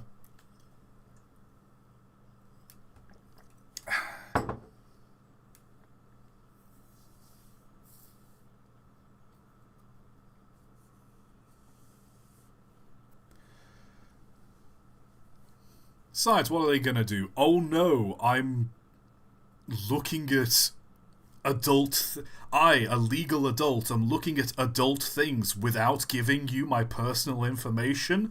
Oh, God forbid! This country doesn't have the resources to put people in the gulag over stupid shit like that.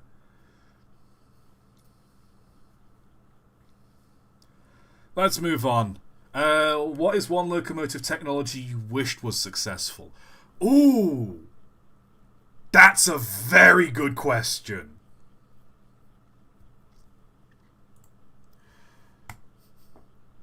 That is a very good question.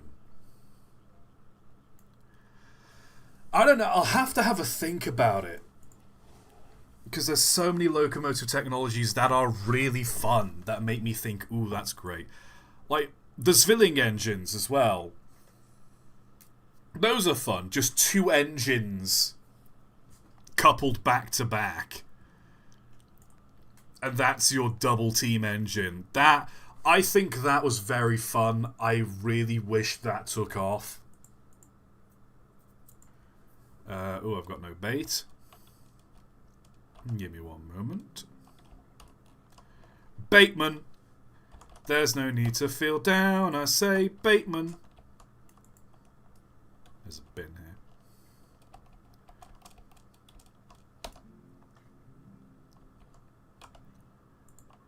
I got a toad. Give me my... There we go. Oh! I got a sawfish, nice. How'd that fit in the bucket? Oh, I don't know. There are so many technologies I wish took off. I'd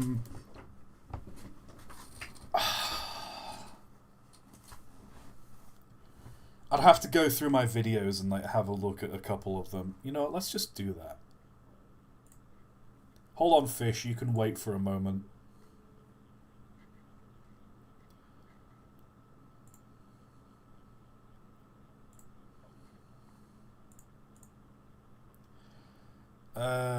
The Zwilling engines, the twin engines, I think those would have been like real fun if those like actually took off. I do think the Heilmann locomotive, like the steam electric, That's a very fascinating concept.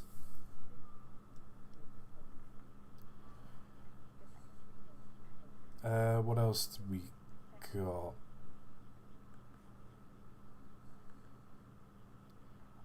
The Express Garrets, the French Express Garrets in Algeria. Those are pretty fun. What else didn't catch on?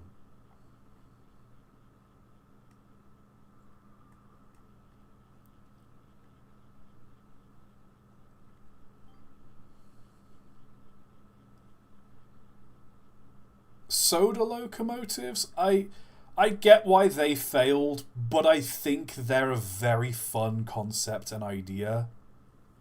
I wish soda locomotives were more of a thing.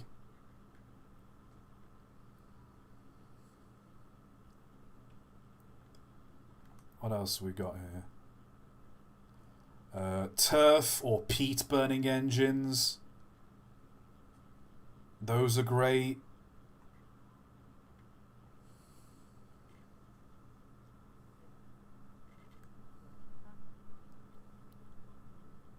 Nice meeting you, buddy. Kits and Still, where it's both a steam and a diesel engine. That's funky. I know those are the fun engines I like. What have we caught here? Yoink! Ooh, a glitched fish! I caught another one! How much are my glitched fish worth, actually? That's worth $29. How much is this one? Oh, they're not even worth that much. They're just glitched. Yeah, whatever. Aside from me, how many people are there that you consider regular viewers? I'd say about a dozen, like 12, 13. A lot of people in this stream right now I'd consider regular viewers. I couldn't give you names, because I'm awful with names. But I'd say I've got like a dozen regular viewers on streams, which is nice. It's nice that I can consistently have this many people watching a stream at once. Like, something... I know, like, comparing yourself to others is one of the fastest ways of, like... Oh, also, D-Man, thank you for all the memberships. I've just noticed that. I know comparing yourself to others is one of the fastest ways to just become depressed.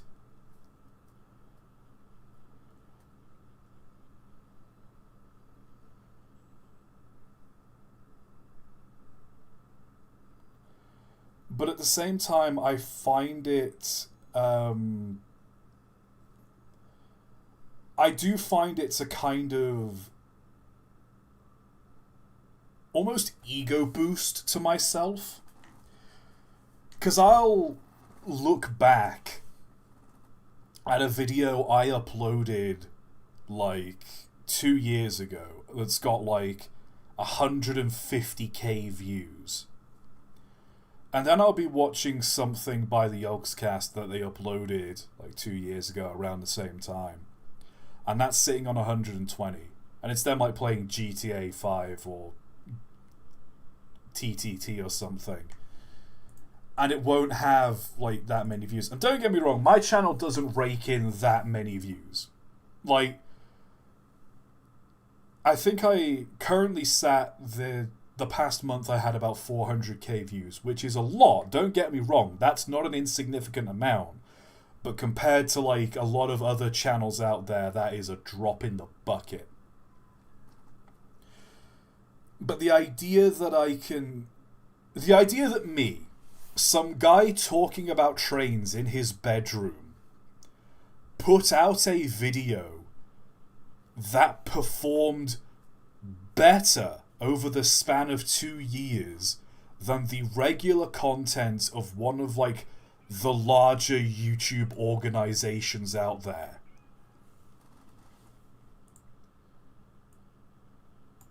You know what I mean? it's one of those strangely ego-stroking moments where it's like, I grew up watching the Yogscast and being endeared by them. Now I am in a position where I play my cards right. I can put up a video that performs just as well as their content. That it's just such an incredible feeling. And I think I jumped into a stream once on Duncan's channel, and there were like, I think it was just idling at about 30 views. Or like there were 30 people concurrently watching. The fact that there are 25 people concurrently watching this right now, that really sort of hammered home to me like, oh, a lot of people watch this. Like, that's not an insignificant amount.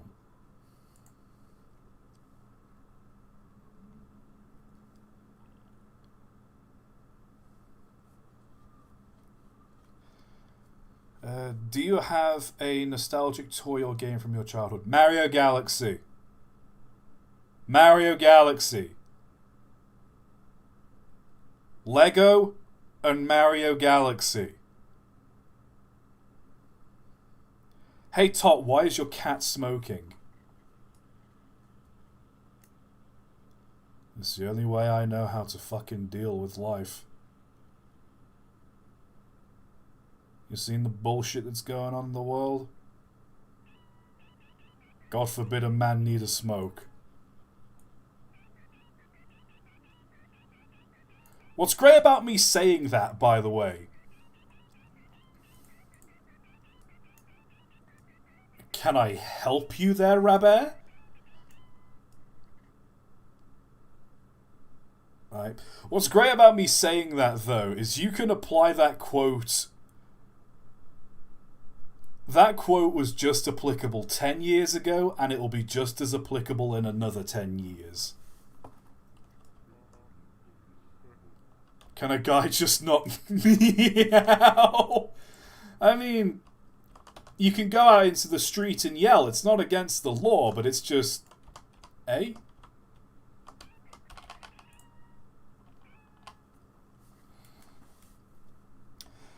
Hello, how are you? If you don't mind me asking, what are your thoughts when it comes to the size comparison of American and British steam locomotive? I'm always bamboozled by the size difference. It is a genuinely fascinating size difference. Like, it is so genuinely fascinating to see, like, the difference between American and British locomotives. Like, I've never seen an American locomotive in person. I think the closest I've ever got to seeing like a mega locomotive is it the K12? The Chinese engine at the National Railway Museum. The steam locomotive. It was built in this country but sent to China. I think it was the K12. Correct me if I'm wrong there. But like standing next to that and seeing the size of that compared to like the rest of the fleet. And that's a British built engine as well. Like, I've never seen an American locomotive in person. But the size difference is genuinely... It's mind-boggling. And I think that's what a lot of people forget as well. Like, in America, it was just like... When you look at a lot of big American engines, relatively speaking, they were quite somewhat inefficient compared to the British ones. But in America, that was okay, because you can just give it a bigger tender, give it a bit of bigger water tank, give it a mechanical stoker, and just double the size of the boiler. Loading gauge, what the fuck is that? But in this country, a lot of our infrastructure, this being the country where railroads were essentially invented, where railways came from, a lot of our infrastructure was very old, and it's established very early on. But there are still viaducts and railway bridges that are like 180 years old that still see frequent use to this day. Like, they are still active train lines to this day.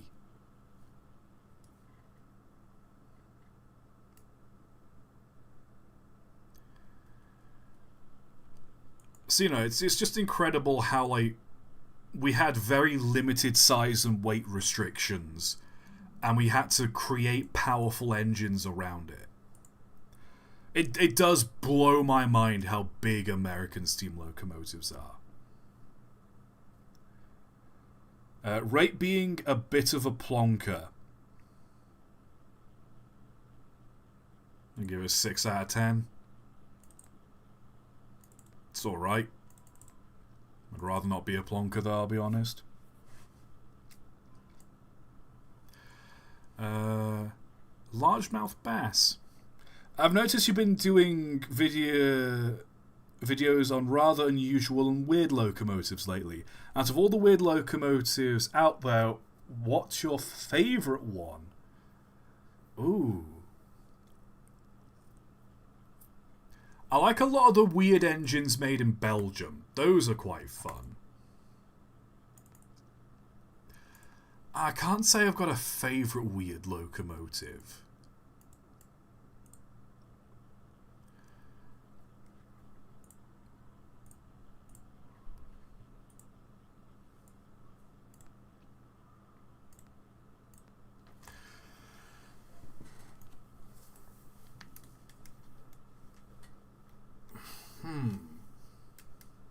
I don't know. It's hard.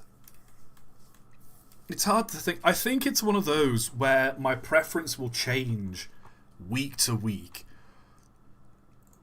because I do love those, like the Austrian engines. I did a video on the other week. The square Austrian engines, the Village Idiots. I do like those, but then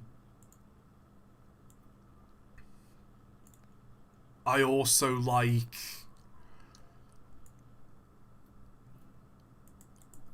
Gazelle, like dinky little engines like that, and the Flying Buffer Beam, because they've got such fascinating history. I like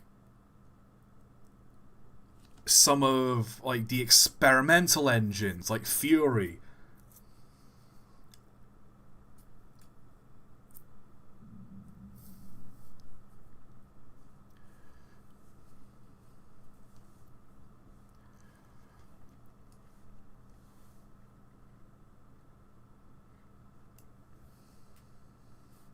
I don't know, I think it would vary week to week. I can't say I'd pick a favourite one. Do you think SP982 is a good-looking loco? It probably is. A lot of steam locomotives are generally what I would describe as good-looking. Hold on, wait a minute. Rather than use that, let's see what I got here.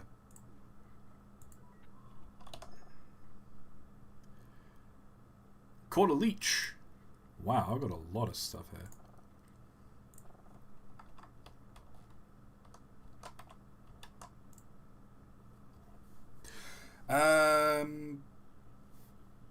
Let's see. Top 3 countries you'd like to visit if given the chance, and bottom 3 you'd never want to go to.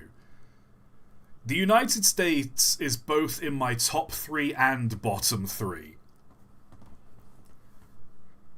For reasons I will not elaborate on. Canada, that's definitely in the top 3. I do want to go visit Canada.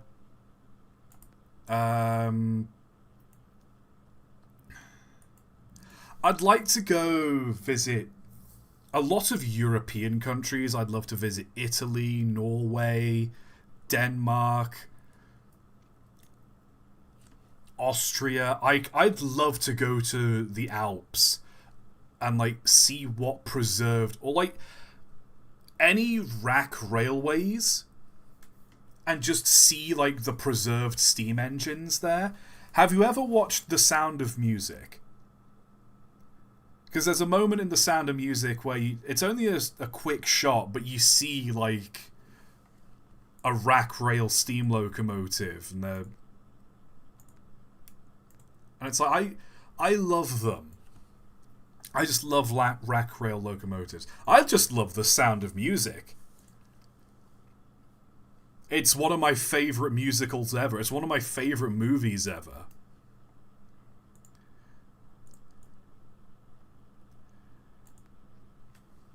Can we get a Sound of Music in chat, please, chat?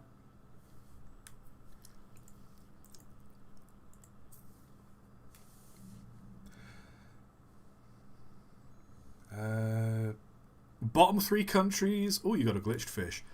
I don't want to say there are no countries I'd ever want to visit.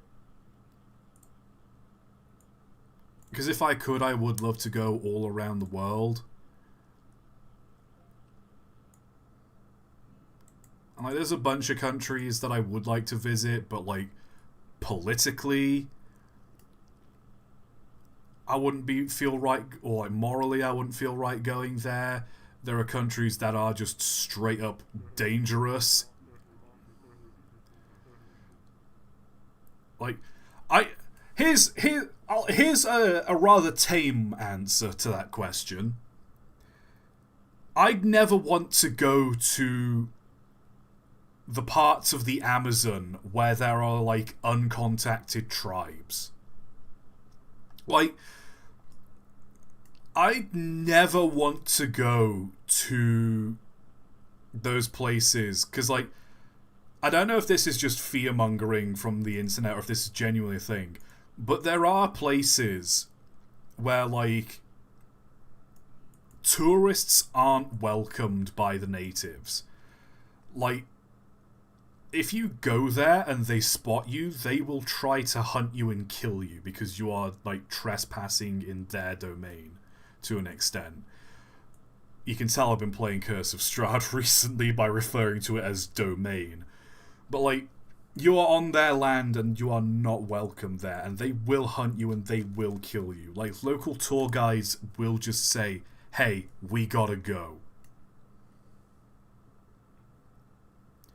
Like, I'd love to go see the creatures of the Amazon rainforest, but there are just places where it's like, oh, there are things here that would kill me. I'm not going there. Ooh, more glitched fish. Yummy.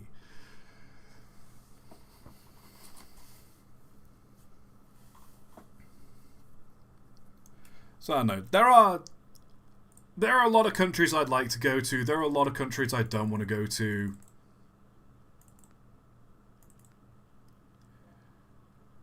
I'd love to go to Korea. South Korea. I'd love to go to South Korea. What else we got? Hi ToT, only catching the stream now. Was watching Caught Stealing, awful movie by the way, for my birthday. What's the best Irish-based video you've ever done in your opinion? The only real video I've done on Irish locomotives, the two videos were the Guinness Brewery and the ICA, the CIA turf burner.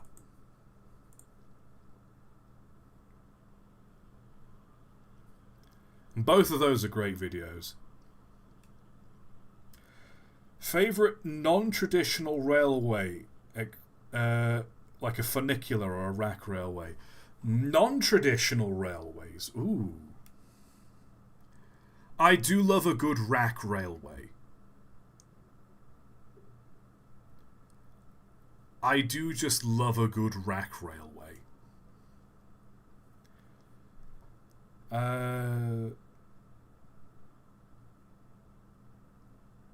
Sorry, speaking of buffers, have you actually made a video specifically talking about them? Random question. I don't think a video on buffers would be too interesting because I don't know, maybe I could do a video on it, just different kind of buffer designs, what buffers are designed to do. Ooh. Glitchfish again.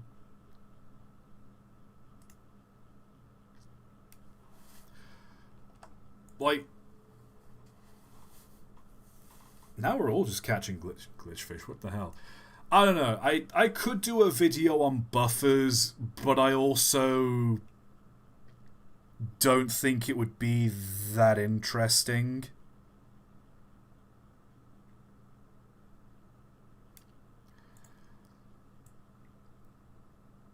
I know there have been like specialist buffers for different things. Maybe if I find something that's interesting, I will. But I don't expect a video on buffers anytime soon.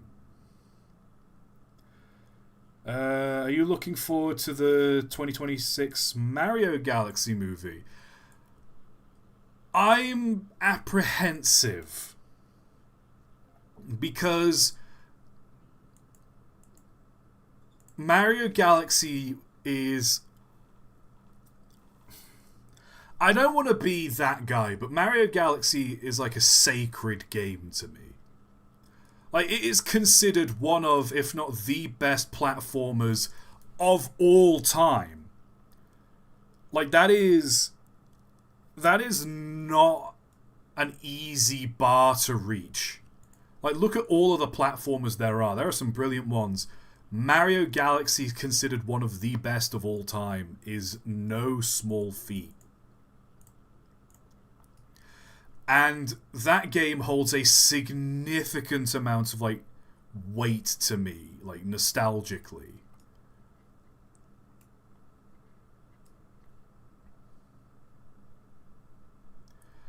But also, it's made by Illumination.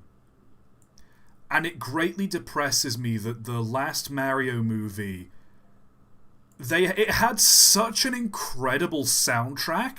Like, if you've listened to the music they scored, like it was originally going to be scored with, it is phenomenal. But they just replaced it with Take On Me and Mr. Blue Sky and, like, all this, like, pop music. And it's just, no. Like, a lot of the music in Mario is iconic. And they're just, like... Yeah, I got a load of money. But, like, the music in Mario Galaxy is iconic. And it's like, I'm very worried that Illumination is going to just, like, pave over it. And, like, Rosalina is just one of my favourite Mario characters. And I worry they're not really gonna do her justice. I don't know. There's a lot of expectations around it, and Illumination is not the studio I would want making it. It'll be a decent movie, it'll be entertaining enough, but I'm not going to hold out hopes for it. All I will say is I just pray the executives at Illumination read the room and let the composer, who I can't remember his name, but I hope they keep him on board and they just let him do his thing. Because the Mario Galaxy movie, the soundtrack, what am I on about? The soundtrack to Mario Galaxy, full orchestra, beautiful, iconic, like Space Junk Galaxy, beautiful.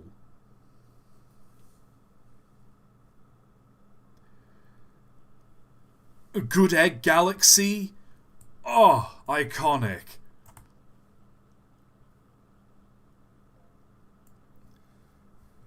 Who would you want to be in charge of the new Mario movie? Me! Motherfucker, me! Let me direct a movie!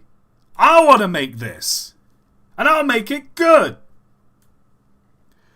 And the big part I worry about for Mario Galaxy as well, I think I've said this on stream before, but, like, I can't remember when it was. It was like a couple of years ago.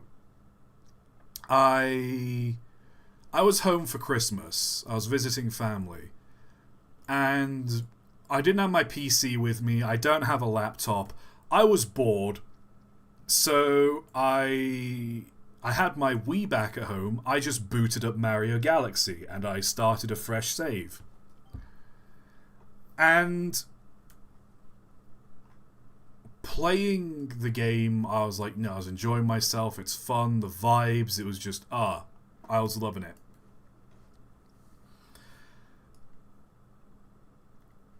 And I kept playing the game, and I unlocked all of the stories in the library, all of, like, the pages of the book in Rosalina's library. And I was like, I'm a completionist. I'll read the whole story. And something that never occurred to me as a kid is, like, the actual, like, context and meaning of the story. Like, because I was too young to fully understand it. But then I read it back, and it's, like, the story of this little girl who, like, gets taken away, who's, like, fascinated by the stars, and, like, gets taken away on a spaceship, and, like, befriends all of these little, like, star creatures, and, you know, helps look after them, and she builds a home for herself in the stars. And then there's the moment where she's like, I want to go home. She's crying. She wants to go home. She wants to go back there. But she can't. She wants to see her mum again, but she can't. Because her mum is under the tree. Sleeping under the tree. And the way the music cuts, and the way you get, like, the sad little music box, maybe it's because I was tired and just kind of, like, exhausted from, like, you know, constantly seeing family and, like, rushing around, and, like, I'm always tired from traveling on the train to go visit family. Maybe that's because I was tired. Maybe it's because I fully understood the story. Genuinely on the verge of tears. I will admit that. Like, it just hit me differently when I fully understand it. And the way the music cued into it as well.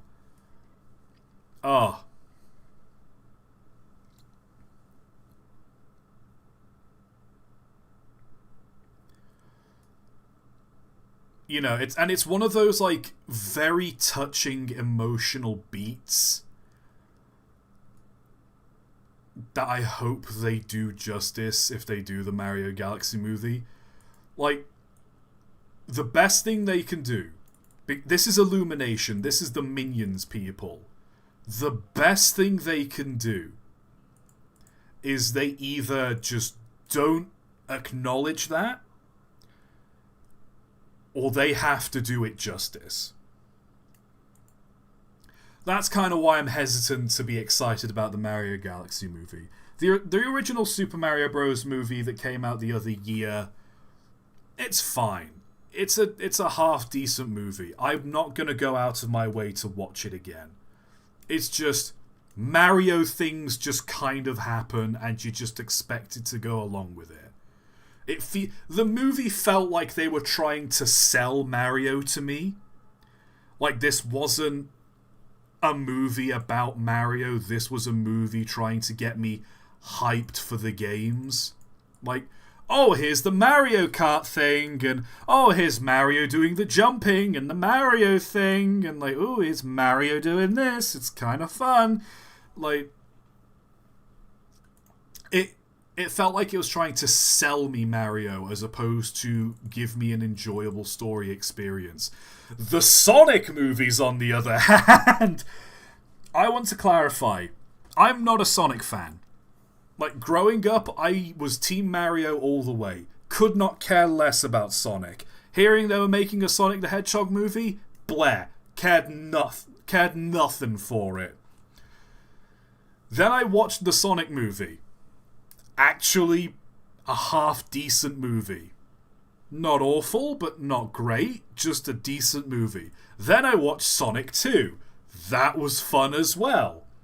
Then I watched Sonic 3. Unironically peak. They somehow made Shadow the Hedgehog's story unironically peak. It doesn't feel goofy at all. But it's like, it is goofy because this is a cartoon talking hedgehog with sneakers and cartoon white Mickey Mouse gloves. And you're telling me he's got like a sad, dark, edgy backstory. Ooh. But unironically, it's genuinely a great film. Like, I don't feel like it's trying to sell me Sonic. It's just telling a story with the Sonic characters. And that's what the Mario movie should have been. But with Mario characters, obviously, not Sonic characters. That's my... whatever, yeah, no. I've spoken enough about movies and my feelings on the Mario Galaxy movie. I'm not hyped for it. I wish I could be. I'm going to wait till we see an actual trailer before anything happens. But given Illumination's track record, hopes are not high. What's your favourite British diesel loco from around the 60s present day? I don't know. I don't know if I've got a favourite. I do like the Class 08 Shunters. They're pretty fun. Just plain simple. The Kobos. Iconic. I'm not a diesel enthusiast. I couldn't give you my favourite diesel. Earnestly, because I don't know that many or enough about them to say I have a favourite. So sorry if that's a bit of an underwhelming answer. Why did the British keep the 3-link couplers for as long as they did when more efficient couplers were available? Like, buffer and chain, you mean? I don't know why we kept them for so long, but I think it's the reason... I think it's just that we were used to using them. And I think there are some benefits to using buffer and chain over using, like, knuckle couplers and buckeye couplers.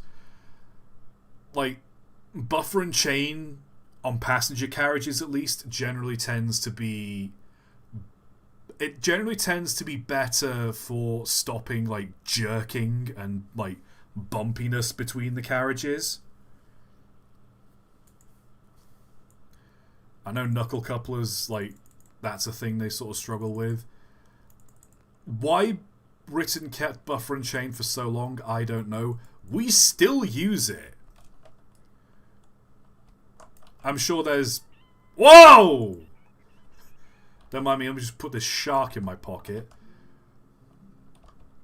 Why we still use buffer and chain? Search me. I'm not going to give you a satisfying answer.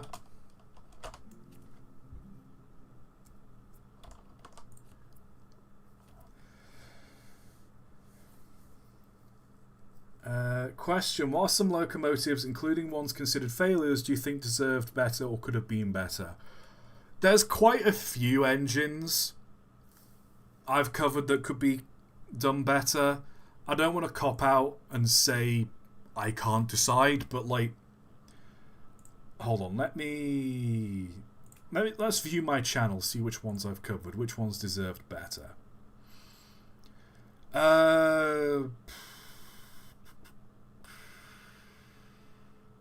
Class 17's definitely deserved better.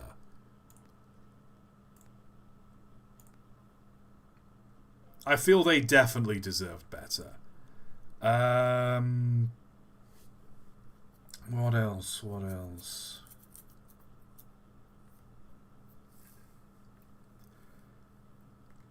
Duke of Gloucester. That...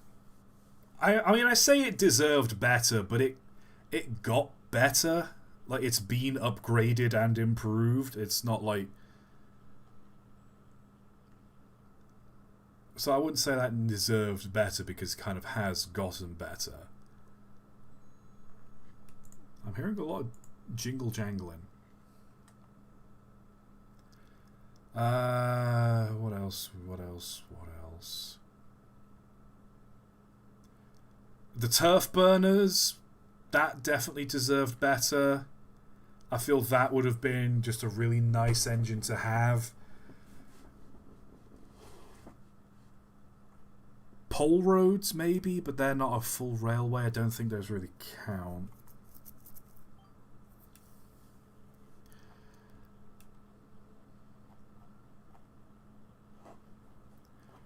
What else? What else?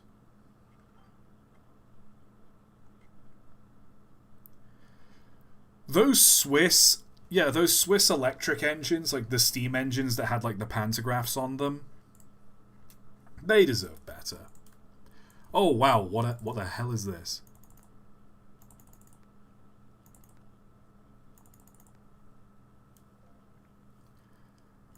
It's just a salmon.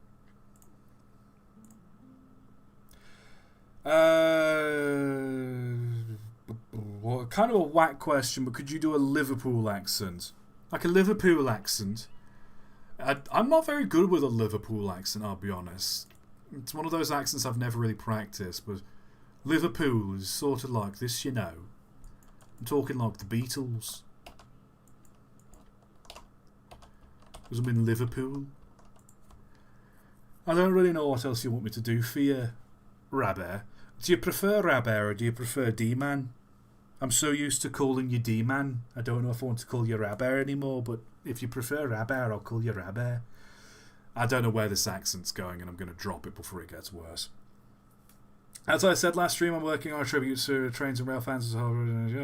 Could you please watch it? I know you said no promises, but I'm working hard on it. Like I said, no promises. If it comes up on stream, we'll see. What's an odd locomotive design you were shocked actually worked? I think the turf burner was surprising that worked.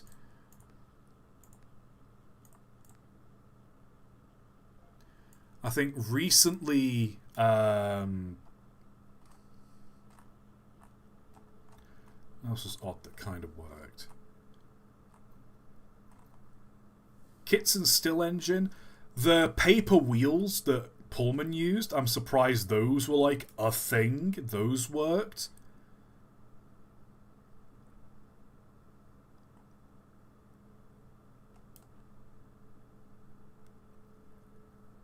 Pole roads, like, it's not surprising that they worked, but it's a surprise that they worked.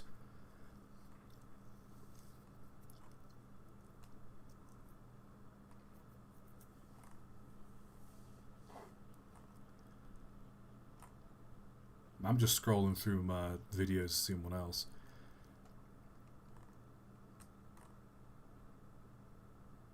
I think a lot of like rack rail stuff, I'm surprised that like that worked because of how like the gearing and stuff goes, but like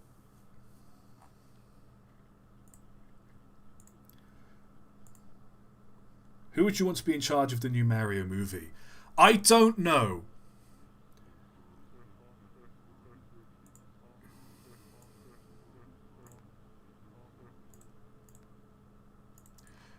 It's not a surprise that they worked, but it's a surprise that they worked. Real 2000 IQ answer. Look, I'm not an engineer. I'm not smart. The fact that I can be considered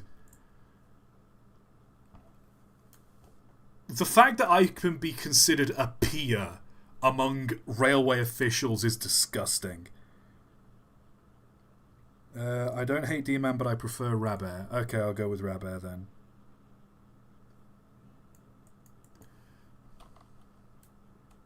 When you first see it, it's surprises. Okay, if you want an engine that's genuinely surprising that it worked, then Mig's Elevated Railway. I'm surprised that genuinely was functional, looking at it, especially for the time period it came out in.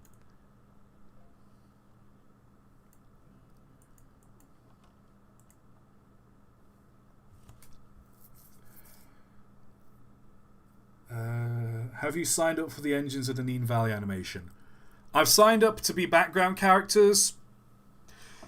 I've not heard a peep. So whether or not whoever's animating it has moved on with other voice actors, I don't know. I throw my hat in the ring. Whether it will be picked up, I don't know. I wish it would. Creators of the animated series, hey, hi, Train of Thought here. Put me in your video. Put me in your animation. I want to be a voice actor. I'm famous. Do what I say. I've got more subscribers than you. That means I can bully you. Ha ha ha. Just kidding, unless.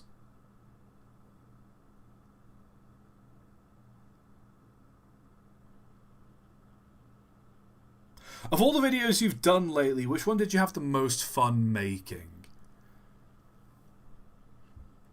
Lately?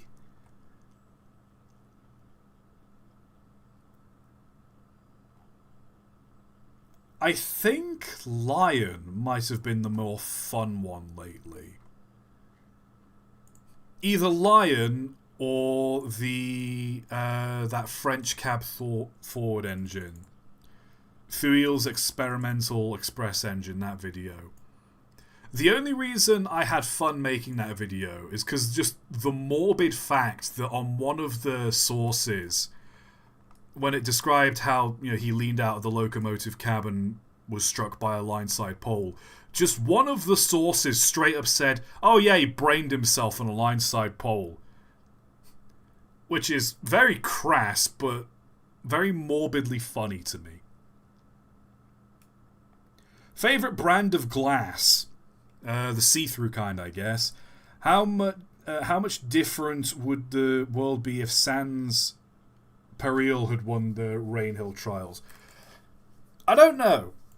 I feel like a lot of locomotive design would have progressed in much the same way as it did. But it's like the Rocket and Stephenson's locomotives were generally like the baseline to work from. I feel like a lot of stuff would be the same, but like the time it took to get to it and the way it would be laid out would be different. I can't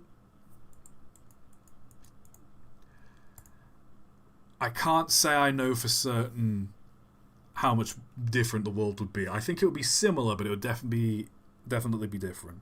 $5 from D-Man, thank you very much.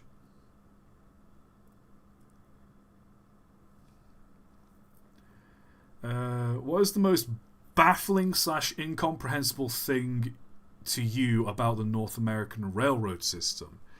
The fact that like public transport isn't such an available thing. Like,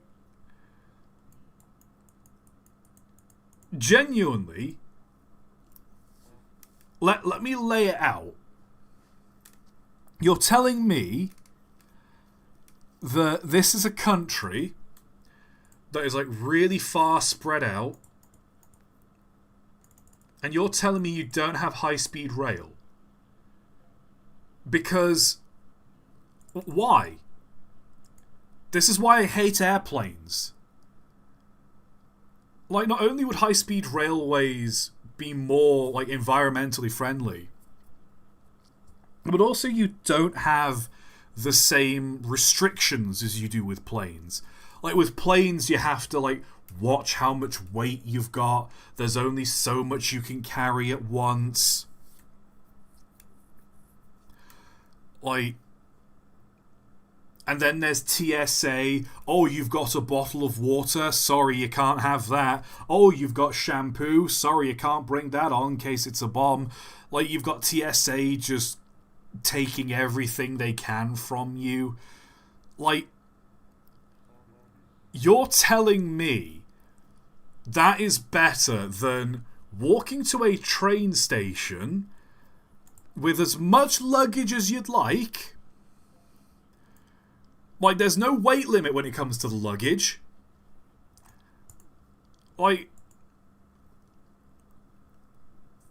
just with as much luggage as you'd like. Come onto a train and ride across the country. Is it as fast as a plane? No. But, like, I don't know about you. I would rather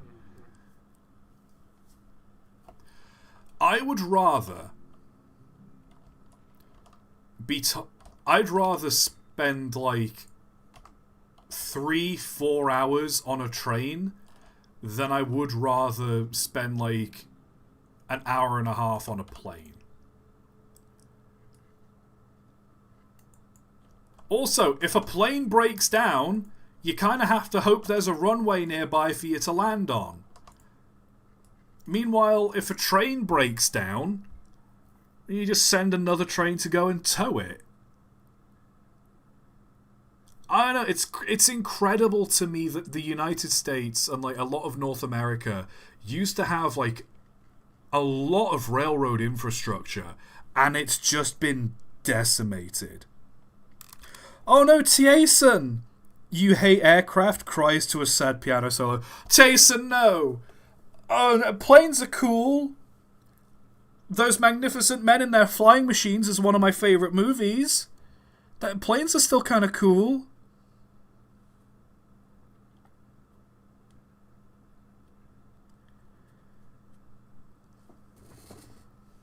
But, like, in terms of, like, the amount of fuel they use, how, like, convenient they are and all that, trains, I think, are just better for public transport, you know? And if you want to get across the country, a train's just way better. You can bring, like, an entire buffet with you and just eat that on the train and no one's gonna give a shit.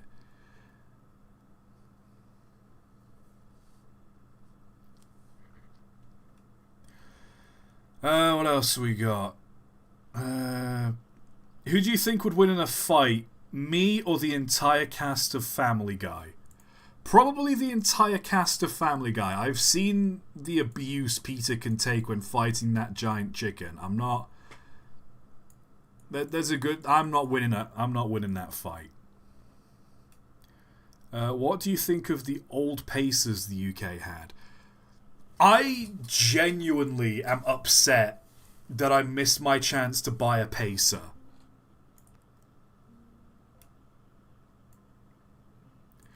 Because I went to the... Oh, god damn it, what was it called? What's the railway they filmed the Railway Children on again? What's the name of that railway? I can't remember. What's it called?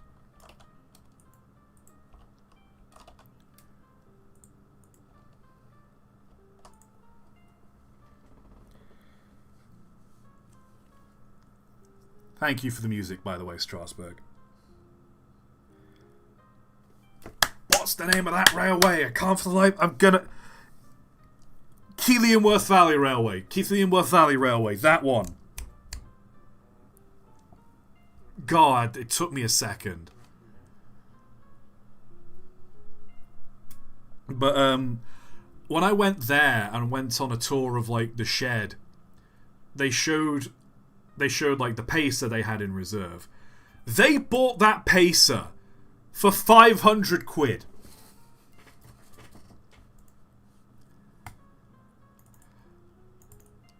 I think that's what they said it cost them. £500. If you offered me a Pacer for £500, I would take it. Without question or hesitation. I would take it. Were Pacers shit? Yes, they were. And they deserve to be known for being some of the worst locomotives ever built. I still want one. I got a pupfish. Nice. I still want one just so I can deck it out and have my own Pacer. I'm envious.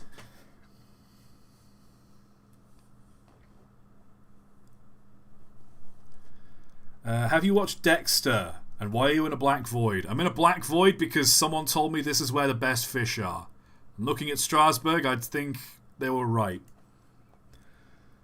Have you watched Dexter? I have not. Probably never going to. You've seen the only Dutch Garrett. It's unique in many ways.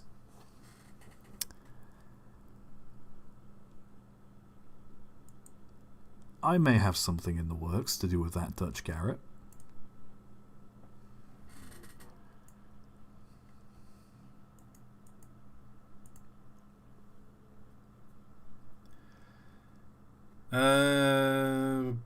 When second channel plane of plot?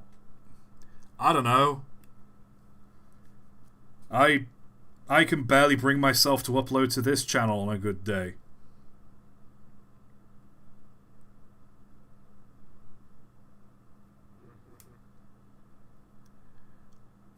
The best fish come from the sky, apparently.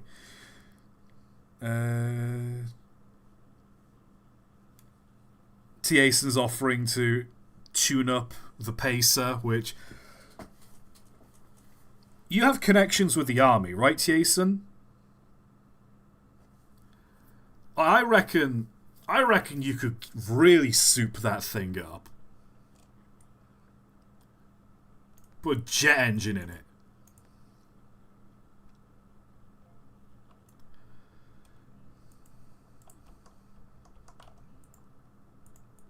What a crappy.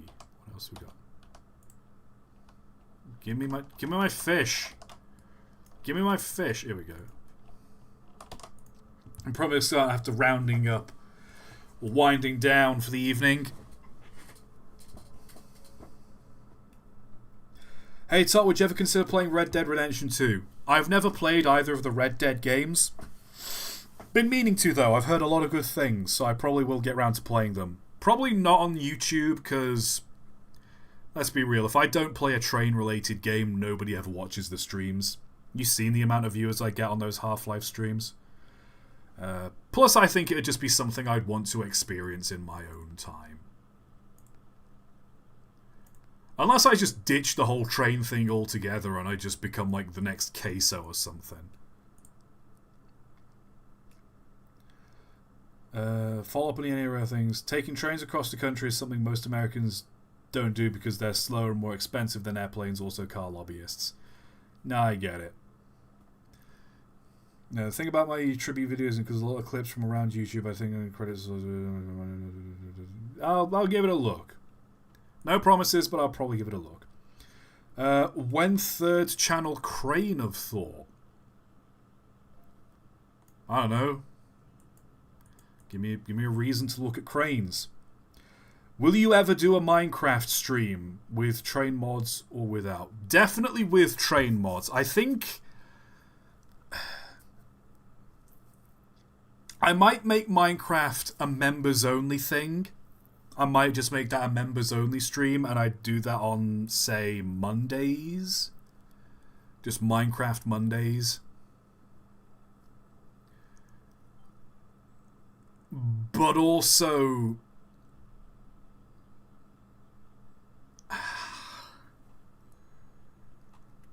I don't know. It feels like a very big commitment to play Minecraft because those would definitely be longer streams. I'd definitely play it modded though. Create mod with all like the train add-ons, bunch of other fun side stuff. And spoiler alert, I guess, but if I ever do a Minecraft playthrough, I'm going like full Yogscast.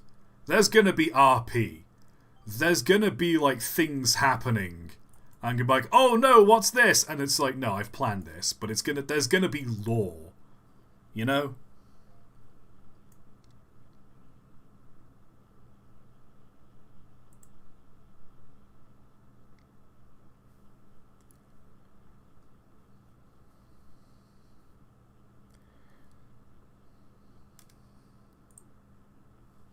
I like watching your streams no matter what. Thank you.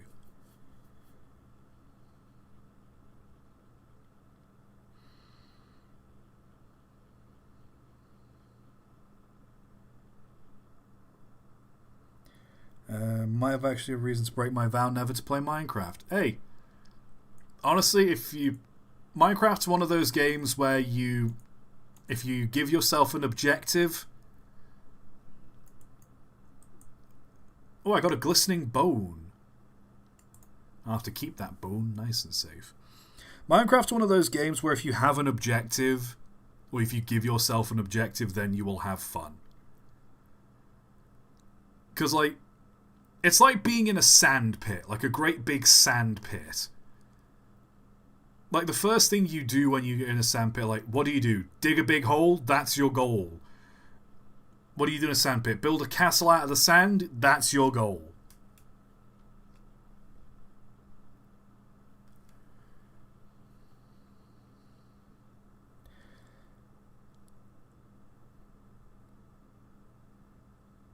People who know how to play Minecraft playing on stream usually pretty quickly turn into background visuals to just chatting type of streams in practice. Yeah, that's just kind of the vibe, I guess.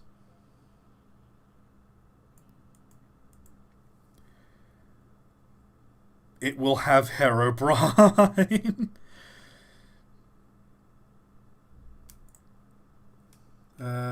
More questions are coming. Has anyone bought the Pay My Rent tier yet? Yes, Tieson did. They were like the first person. I think they're the first and only person to ever do it. Which, mad respect to Tieson, I still owe you that shirt. I just need to find a good quality shirt to print that on, and I need to get one of those marker pens that won't like wash off the fabric.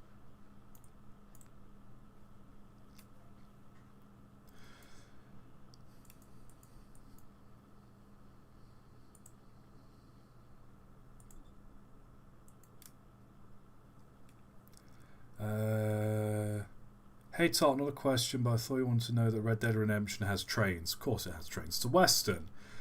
Did you know that later today Toby Fox himself is going to do a Twitch stream where he plays Undertale for the 10th anniversary? I did not. Well, I didn't know that was today. I knew he was going to do that, but I didn't know that was today. So definitely going to have to stay tuned for that. Who do you think would win in a fight? You or every single person who has watched your channel? One-on-one, I could probably take on a good amount of people who've watched my channel. All at the same time, I'd die.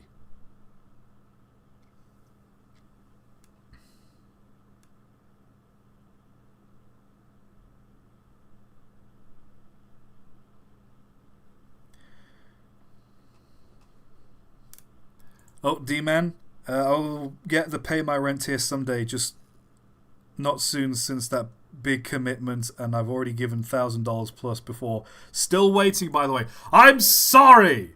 I'm sorry, okay?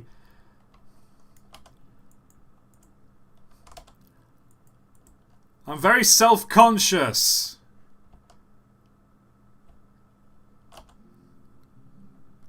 I will give you your $1,000 stream, D-Man. Rabair, sorry, I keep forgetting that, but I'll Rabair, I will give you your $1,000 stream. I'm just a dangus.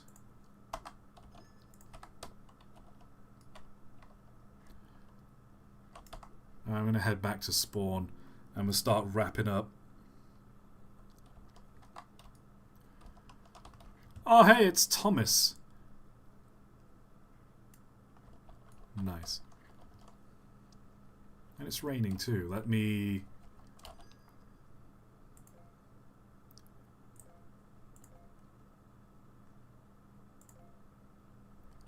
claim some rewards. Let's see what's in my inventory.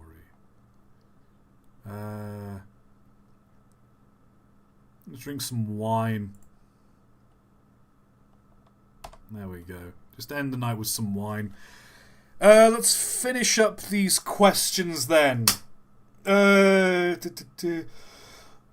the Unstoppable video? I'm working on it! It took me 2 days to edit the audio alone. You want some insider knowledge? My throat's dry.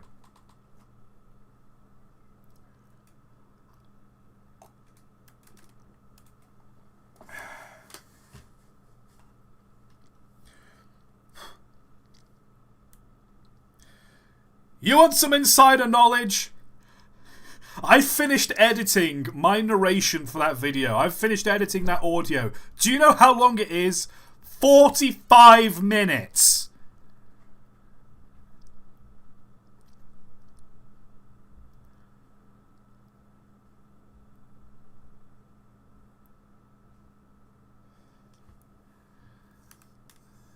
So the Unstoppable video, I'll get it done as soon as I can, but It's a beast. It's just been a nothing but a beast.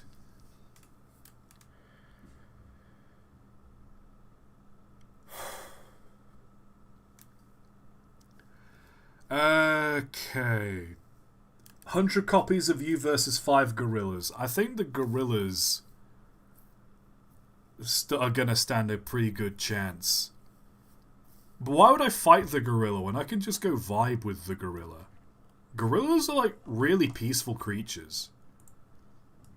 Now you don't bother them, they don't really bother you.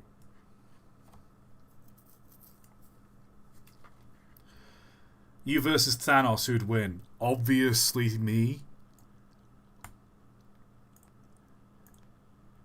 It's the Squirrel Girl thing, where, like, objectively speaking, I should not be able to beat Thanos, but through bullshit shenanigans, I shall. I think you're doing a very good job. Keep up the good work. Hope you're doing well. Thank you. Hey, ToT, sorry I didn't hear your answer earlier. What's your favourite Irish video you've ever did? Probably the Guinness Brew Tramway. Are you planning on doing videos on Chilean railway history? I'll touch it at some point. If there's any Chilean locomotives or events in Chilean railway history that are fun, I'll look into that. Would you like Buttersock to... Ask people ask stupid questions? No, I don't understand that, and I'm not going to. If you're on a 1v1 with a clone of you, who would win? Well, that's the problem, because we'd start fighting, and then no one would be able to figure out who the real train of thought is. No one would be able to, like, figure out which one's me and which one's the clone. And then, well, that's just another problem, isn't it? If you had to be in charge to drive one railway vehicle every day for a paycheck, what would it be? Just a shunter. I'd like to drive a little shunter. Just a Class 08 or something. No stress, no high speed, just move shit from one end of the tracks to the other. Or one of those there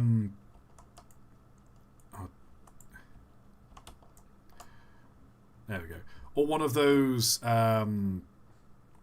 fireless locomotives that rely on, like, the compressed steam. I love those.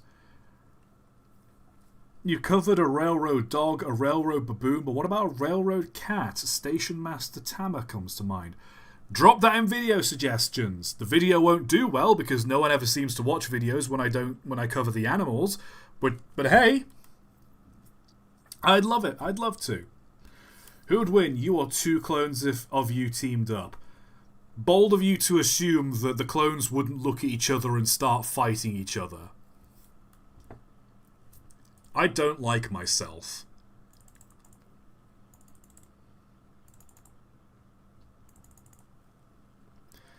What's the most beautiful, drop-dead, gorgeous locomotive you've ever seen? In person? Oops. If we're doing in person...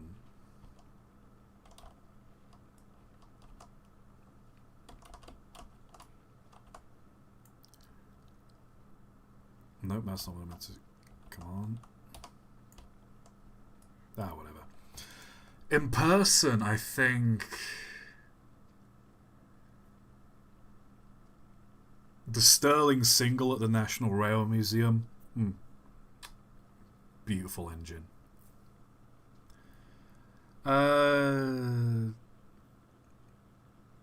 Giant squid, whatever. No. Have you ever seen Caught Stealing? If so, thoughts? I've never heard of the film. So, if it's... I remember you mentioning earlier that it was a crap movie, so... Favourite steam locomotive, not limited to British ones. I've said time and again, I'm a big fan of, like, the old, like, American Western 440s. Just the way they were just real rugged engines, Like, very simple, very reliable, powerful, quick. Everything you want from a Frontier engine. I think those are some of my favourite locomotives. I love pannier tanks. Great Western pannier tanks, love them. Holy shit! I just noticed the donation. Tieson with $50 for the beloved railway doggos and kitties. Thank you, Tieson. Okay then, I guess the next video is gonna be on that station cat, I guess.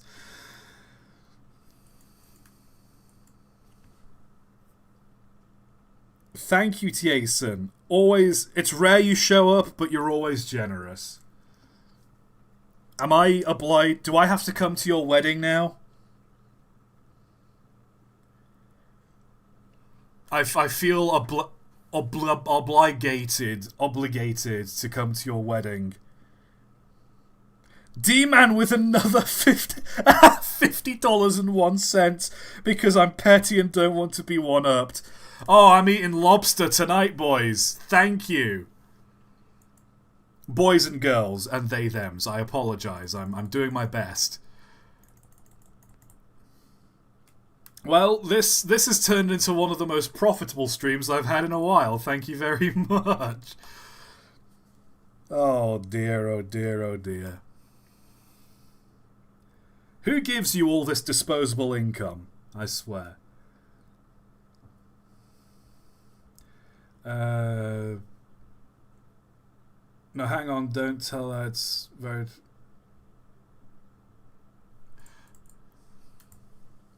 If Caught Stealing is a good movie, if you recommend it, I'll probably watch it.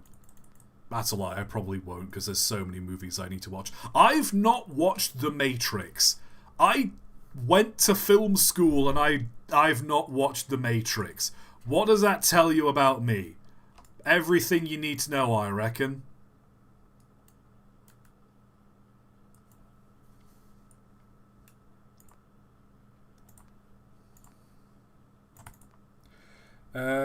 Would you like a cat that has the IQ of you or a dog that just doesn't know the meaning of the word no? That's most dogs, isn't it? Cats, I'd rather have neither. What about railway birds, not including heights, of course? Are there railway birds? Well, there are cats and dogs, but are there birds? If there are, that's news to me.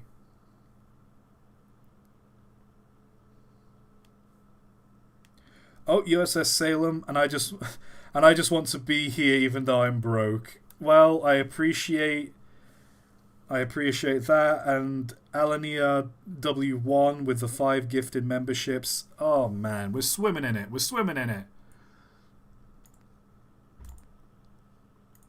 It feels... I was gonna say I need to end the stream soon, but like with all these donations, do I keep going?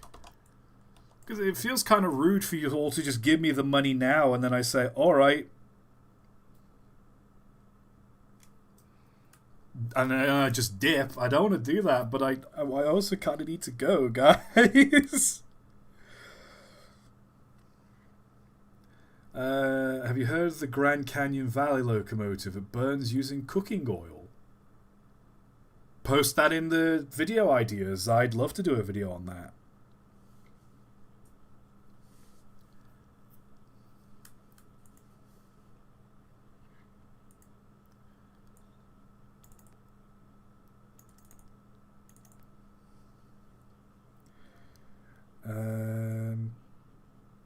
Do you have a girlfriend? Someone asked. Tie to your stream, do whatever you want with €2. Thank you.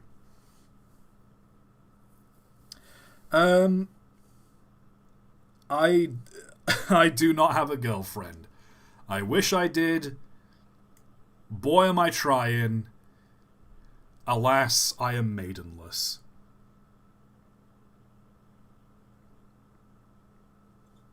D-Man with $10. End the stream if you must. We understand.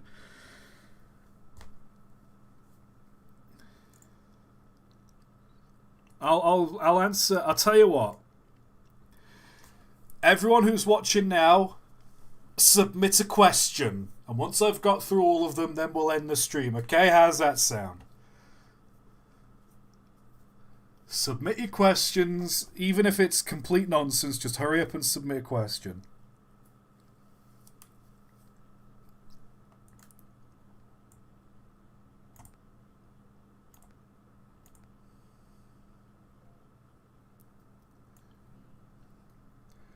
Have you heard of Virginia? Hold on. Have you heard of Virginian Truckee 25? Probably the most beautiful proportioned Western engine ever. I've not heard of that engine, but I'll take your word on it. Ooh, Tiason with $20. Sharks or sea turtles? Ooh. Oh, that is a very difficult question, because sea turtles are cool. Sea turtles are cool as hell, but so are sharks. Like, sharks get a bad rap because of Jaws and The Meg and all these movies that, like, oh, they've got rows of teeth and like, sharks suck.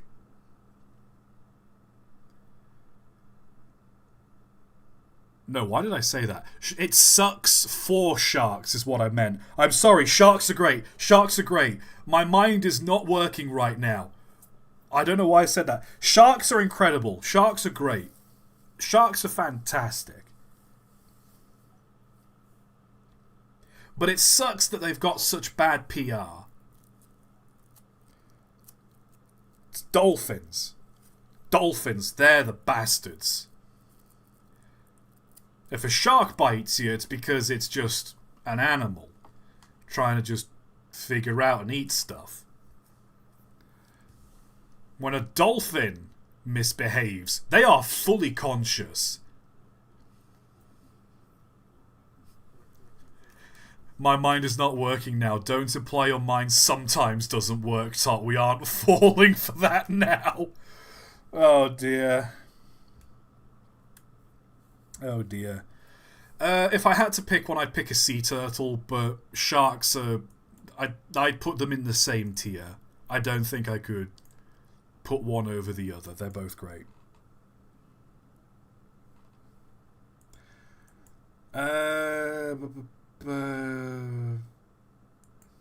One more question for you. What's a locomotive you wish... What's a locomotive you wish and maybe are upset didn't get preserved? Hope you have a great week. God bless. Bless you too. Definitely the J50 trams. Like, ooh, it's Toby from Thomas the Tank Engine. Yeah, it is. That's probably the biggest reason why. But, like, there aren't that many steam trams preserved in this country. I don't think there are any. There are barely any. So, like, I think it would be nice. It would be so nice if we had, like, a working and preserved example of, like, a steam tram. It's a shame. Plus, as we all know, as Huey Lewis and the news informed us, it is in fact hip to be square.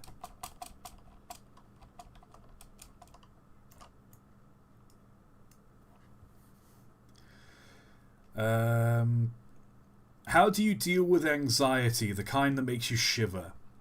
I don't know. Honestly, I do get anxiety quite bad sometimes. Rate the McDonald's method? Elaborate, please. I don't know how to deal with anxiety. I am a person... No. I'm a person that doesn't take any medication. I don't drink coffee. I don't really drink alcohol that much. I don't smoke. Like, I am just raw dogging life. I don't even drink tea. I just raw dog life.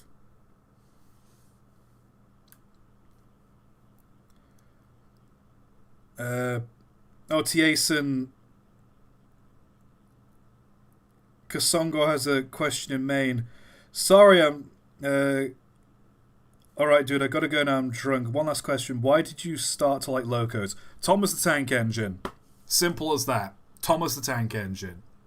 I just watched that as a kid, loved it. That's why I like trains. Just the way tracks worked with trains, it just fascinated me. I don't know how I deal with anxiety. My usual go-to is deep breaths, and I just watch things on YouTube that distract me and just help me take me out of my head. That's the best way I can describe how I deal with anxiety. Ooh, an alligator. Can D-Man only talk in super chats? Yeah, probably. Well, Rabair now, but you know. Are you a football fan? And whose club are you in? I do not care for football. Never have, never will. I just don't. Like, the only sport I think I've ever shown much interest in is darts. I'm just not a football fan. I don't understand, like, the cult appeal of a football club. I'm not a football fan, and I just don't care for it. What's the most devious question you remember getting asked on a stream or video? I've had so many bizarre questions I cannot remember. Usually it's something personal, and I've just gone on a rant. I couldn't tell you off the top of my head, because those things don't habit my mind for too long. Could you outrun a train? It depends. An O-gauge train? Probably.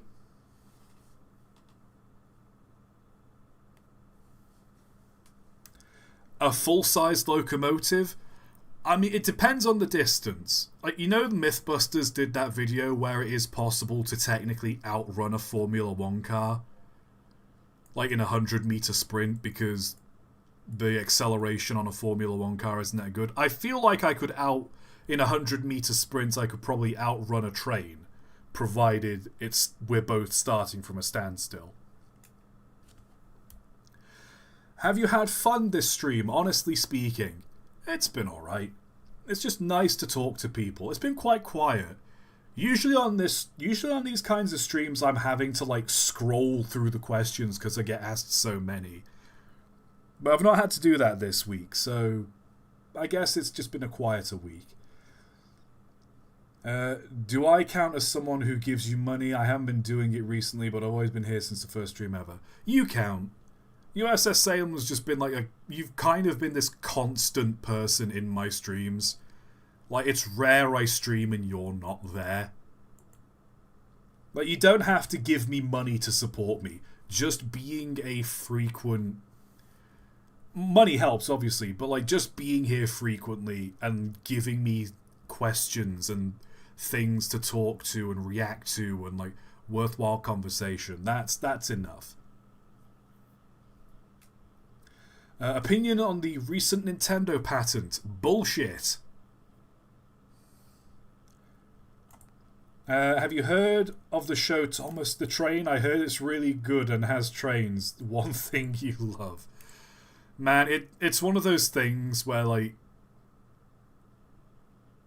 when people call it Thomas the Train Engine, or Thomas the Train, or Thomas and the Tank Engine, you know, it's like, it takes every fibre of my being to not strangle that person. It's just one of, like, my little OCD tics, I guess, is just the need to correct them. Top 5 favourite songs. Oh. Edelweiss from The Sound of Music. The Artilleryman and the Fighting Machine from Jeff Wayne's musical version of The War of the Worlds. Forever Autumn as well, that's kind of in there. I'll just put the whole album in there because it's easier.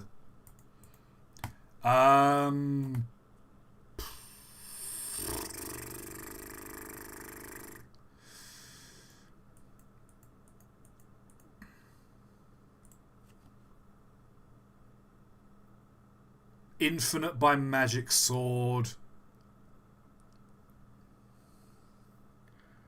I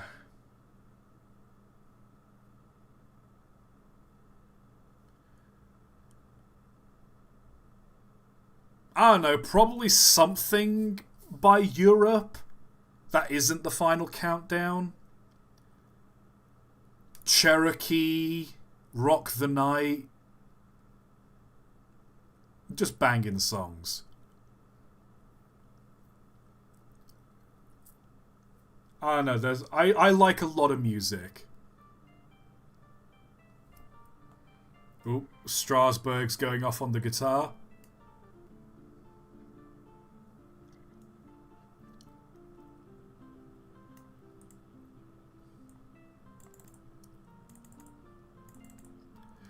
Is that Forever Autumn? Are you playing Forever Autumn?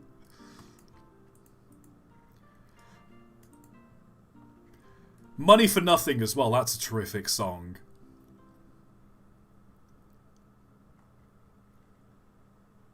I didn't say stop. What else we got? Owls, Eagles, Hawks, Falcons, or Vultures? Eagle. No. Owls. I'm going with owls. What is the best bird and why is it ducks? It's owls.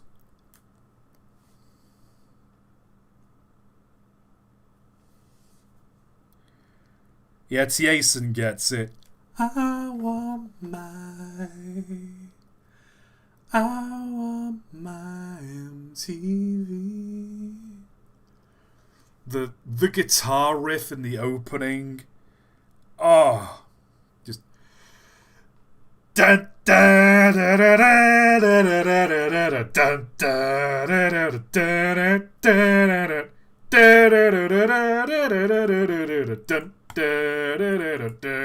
dun. Just Dire Straits, what a band. To clear something up about the Dolphins, female ones are far more chill. The male ones, though, boys, they stick. Any strong opinions on 080 tank engines? 060 and 040s are common, but everyone seems to forget 080s. 080s I find are a bit weird. It's like they work on narrow gauge, but like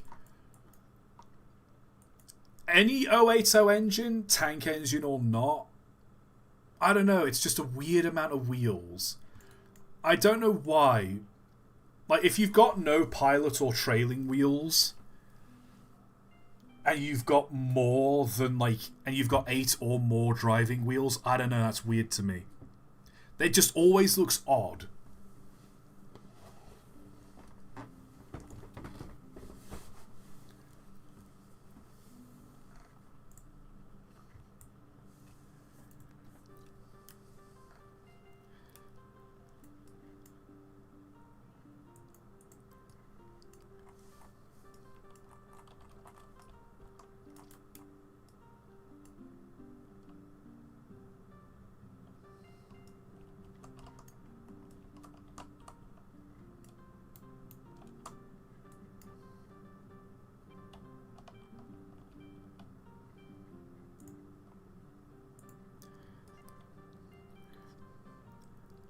Man, I sure do love this MIDI version of Dire Straits' Money for Nothing. What else we got?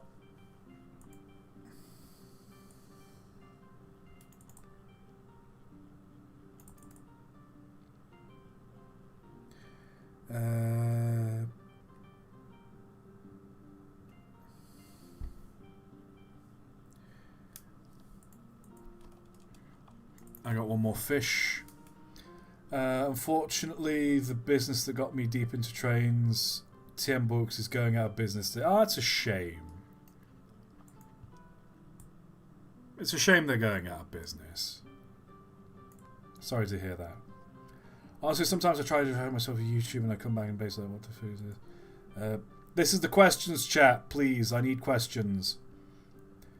Do you think auto racing something that maybe we can get behind? Maybe Goodwood Racing Revival? I used to go like truck racing with my dad. Oh, I got a diamond. I used to go truck racing with my dad a lot. I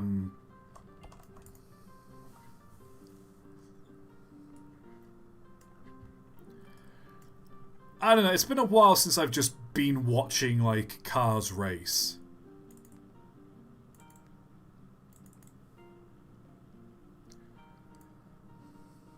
What's your opinion on Gen Alpha Italian brain rot? I don't have TikTok, I just avoid brain rot in general, I've got no opinion. Did you know I found this white 96 Jeep Cherokee on Facebook Marketplace and I've had the money, I put a light bar grill and grill garden decal to resemble Black Mesa security vehicle. Nice. Do you collect any Transformers? I've got Lego Optimus Prime, and I'm hoping to get Lego Bumblebee soon. And Lego Soundwave, I've seen that set. Oh, gorgeous set. I don't collect Transformers toys, though. I used to as a kid. I gave them to my cousins when I moved out of my parents' house. Whether they've still got them or not, I don't know, but next time I go home, I'm going to bully them and make them give them back if they've still got them. Because I miss them. What's your opinion on French steam locomotives? Bleh. Is this the stream-ending question? It might just be. And with that, let's end the Q&A.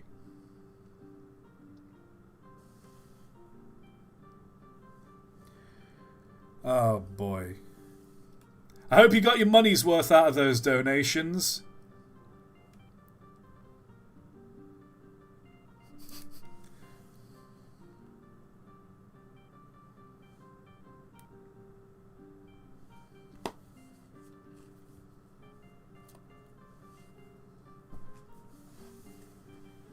I didn't get my money's worth, but like I support you, Yuji. I mean, you got to fish with me. That's a reward enough, right? I don't know. If you think of a way for me to make it up to you, I will. Same with you, Tiason. And anyone else who's donated this stream. As much as I appreciate you playing Money for Nothing Strasbourg, you have to admit it's a little discordant. I thought fishing was my belated birthday gift. It was. I intended it to be, at least. Are you not pleased that you got to fish with me today?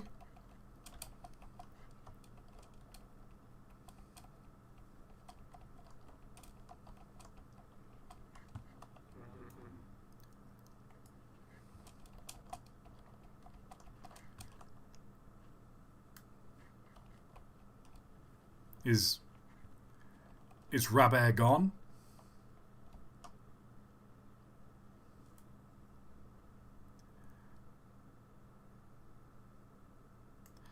I am, but you can't have it be a gift and compensation for the super chat. Shake my head. I'm sorry. This was the gift. This was the gift. Tell me what you want the compensation for the super chats to be. I don't know. I don't know how to please people. I get scared easy.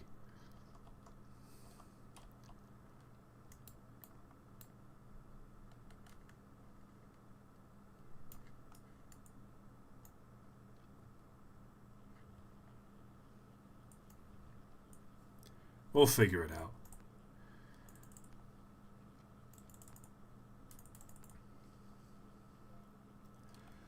What else we got?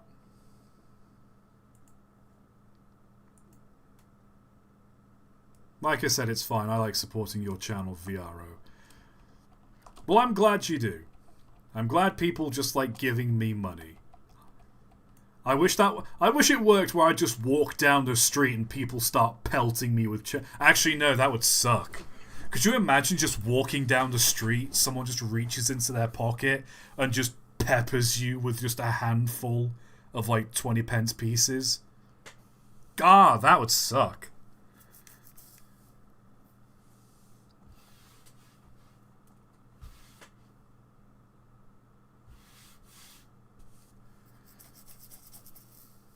Don't forget to check stream highlights. Oh boy, what's been going on in stream highlights? I like trains.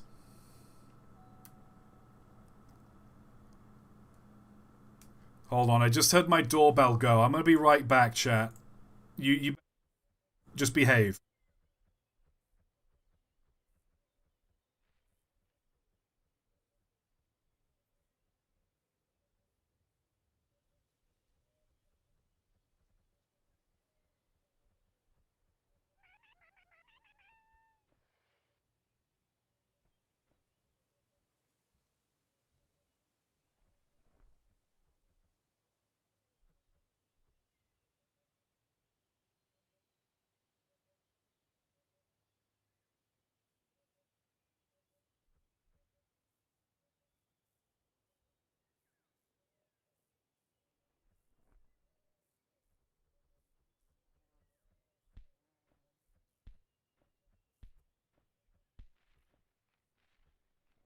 Alright, I'm back. I'm back. You all better behaved yourself. You're all behaving, right?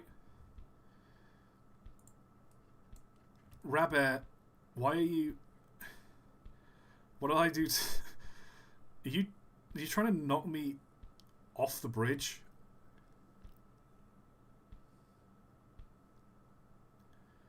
What is? Where am I going? What are you doing? What are you doing to me? I'm just letting this happen, by the way. I want to see where this goes. Well, while Rabear's beating the shit out of me, prepare for possible concussions. They behaved in chat, not sure about their personal lives, lol. On the topic of railway birds, there was an owl that got stuck to the front of a freight train in Scotland. Yeah, I remember someone posting that in the video suggestions chat. I love that seagull next to the tracks. Seagulls are bastards.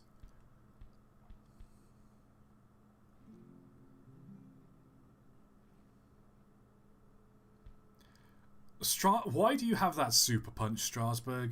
Really? So rude.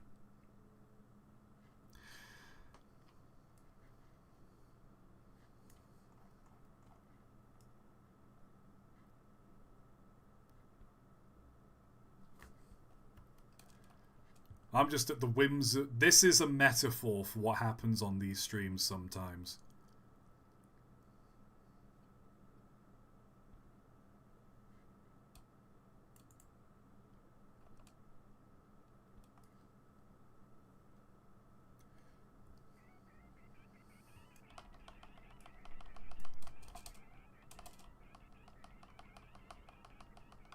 Why am I still doing here? I don't know. Good stream though, folks. Good stream. I'd ask if anyone has any more questions, but I asked that like 20 minutes ago. So,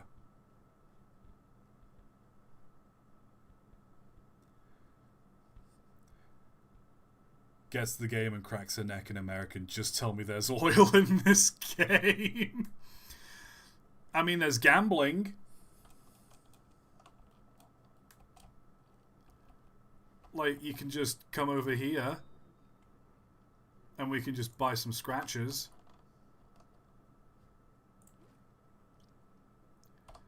You know what? Let's just end the stream with some good old gambling.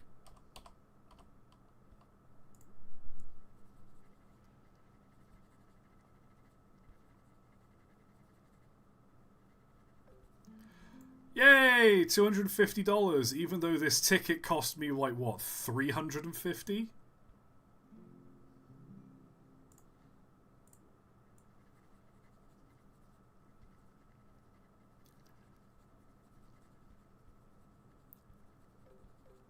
Oh my god, $600.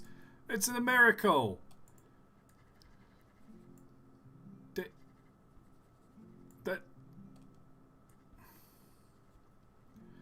I'm trying to gamble here.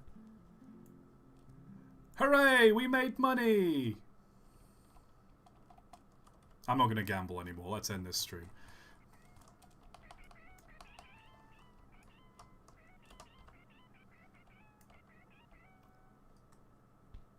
Ow.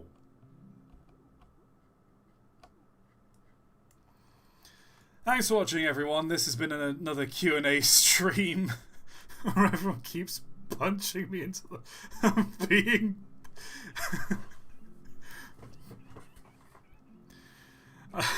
This is bullying. This is bullying. All right. Two can play at this game. Come here. Come here, you bugger. It's a boxing match you want. It's a boxing match you'll get. You promise no more bullying? Is that a promise? Oh my god, Strasbourg is just massive now. Oh god, he's coming after me. Right, I'm gonna have to end the stream. I'm gonna end the stream before I get bullied some more. Oh no. Ah.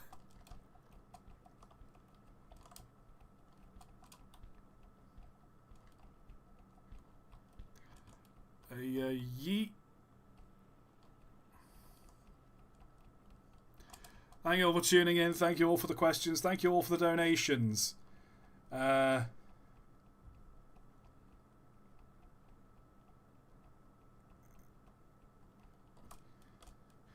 don't know.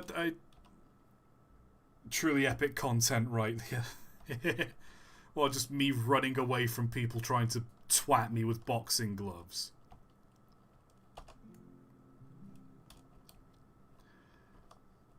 I'm going to jump off this lighthouse. It's been fun. But this is goodbye. I'll see you the next stream.